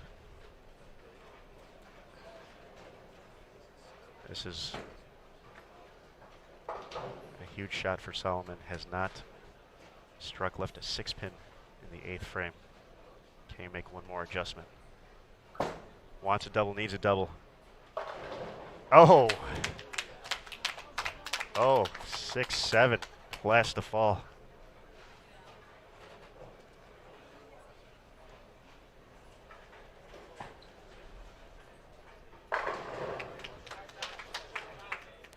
There's 10 extra pins into the 160s.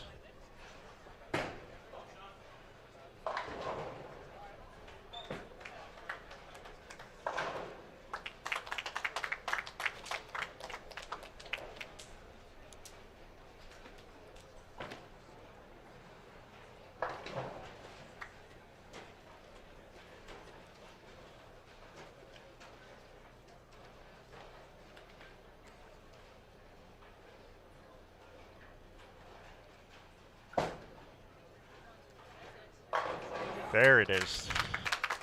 That was the shot he had been looking for that entire game. Big double for the young man.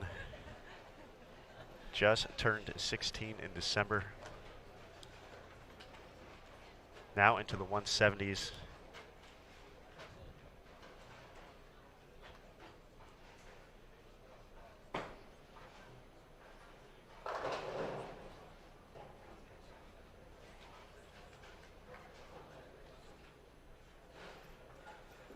Plenty of excitement getting to the final score, but right now, let's focus on the USBC Hall of Famer, John Janowicz, your 2019 USBC Team USA Trials champion, looking to put the finishing touches on a spectacular performance this week.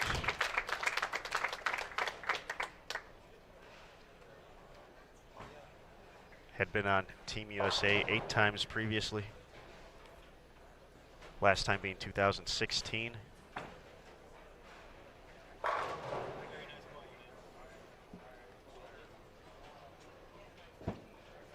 Making his return trip here to kick off 2019. Solomon Salama, the last 4 to shoot 176. I think that's going to be enough for him to hold on to the top 4.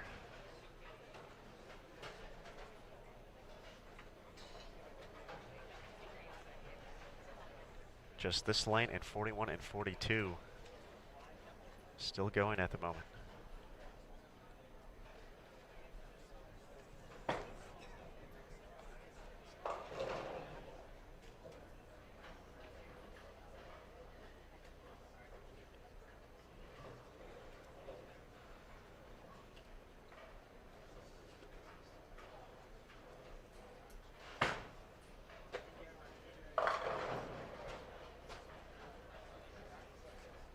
Janowicz, the tactician that he is. Even after winning the event, he is still upset that he threw that shot poorly. Took notes after every shot. Wrote notes after every single shot this game. But if that's where you want to get kids, have that mentality. That's a heck of a description there. Congratulations, John Janowicz, 236 finish, your 2019 USBC Team USA Trials champion.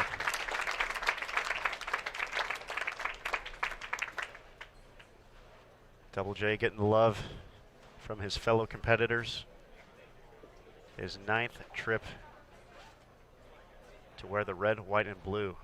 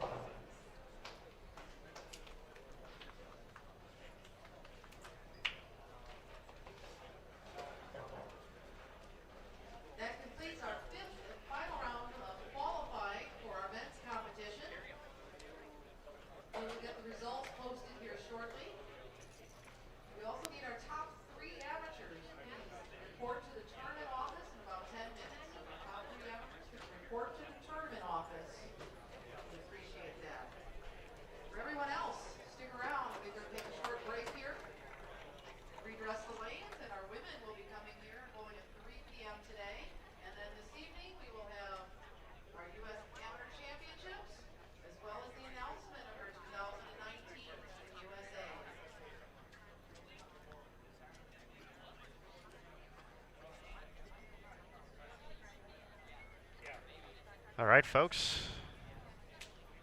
Bowling is completed.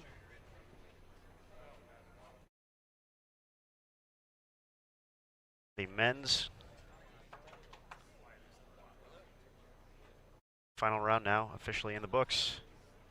John Janowitz, our 2019 Team Trials champion. He will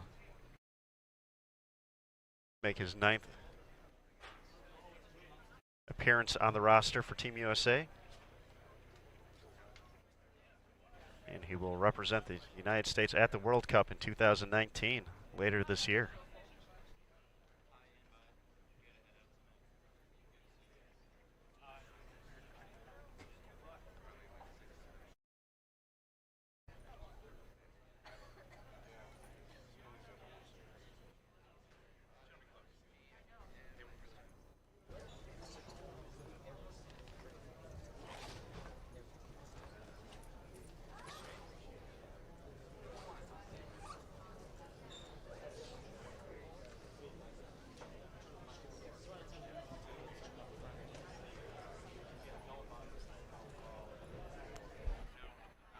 All right, folks. With that, we're going to take a quick second to turn the cameras off, start preparing for the women's final qualifying block taking place at 6 p.m. Eastern, 3 p.m. local time here at Gold Coast. Be sure to keep an eye on social media. The Sport of Bowling, USBC on Facebook, at USBC on Twitter, and at US Bowling Congress on Instagram, and we will announce the automatic selections once we have those final tallies verified. We will let you know. So keep an eye out on social media. We'll post those as soon as we have the final tally. So for our host, Gold Coast, the tournament staff, our industry partners in Brunswick, Kegel and Logo Infusion, for Matt Cannizzaro, Brad Houghton, and Jason Thomas, Emil Williams Jr. as well, I'm Aaron Smith. Thanks again for tuning in to Bowl TV. We'll see you in about 2 hours for the women's final qualifying block. Thank you again.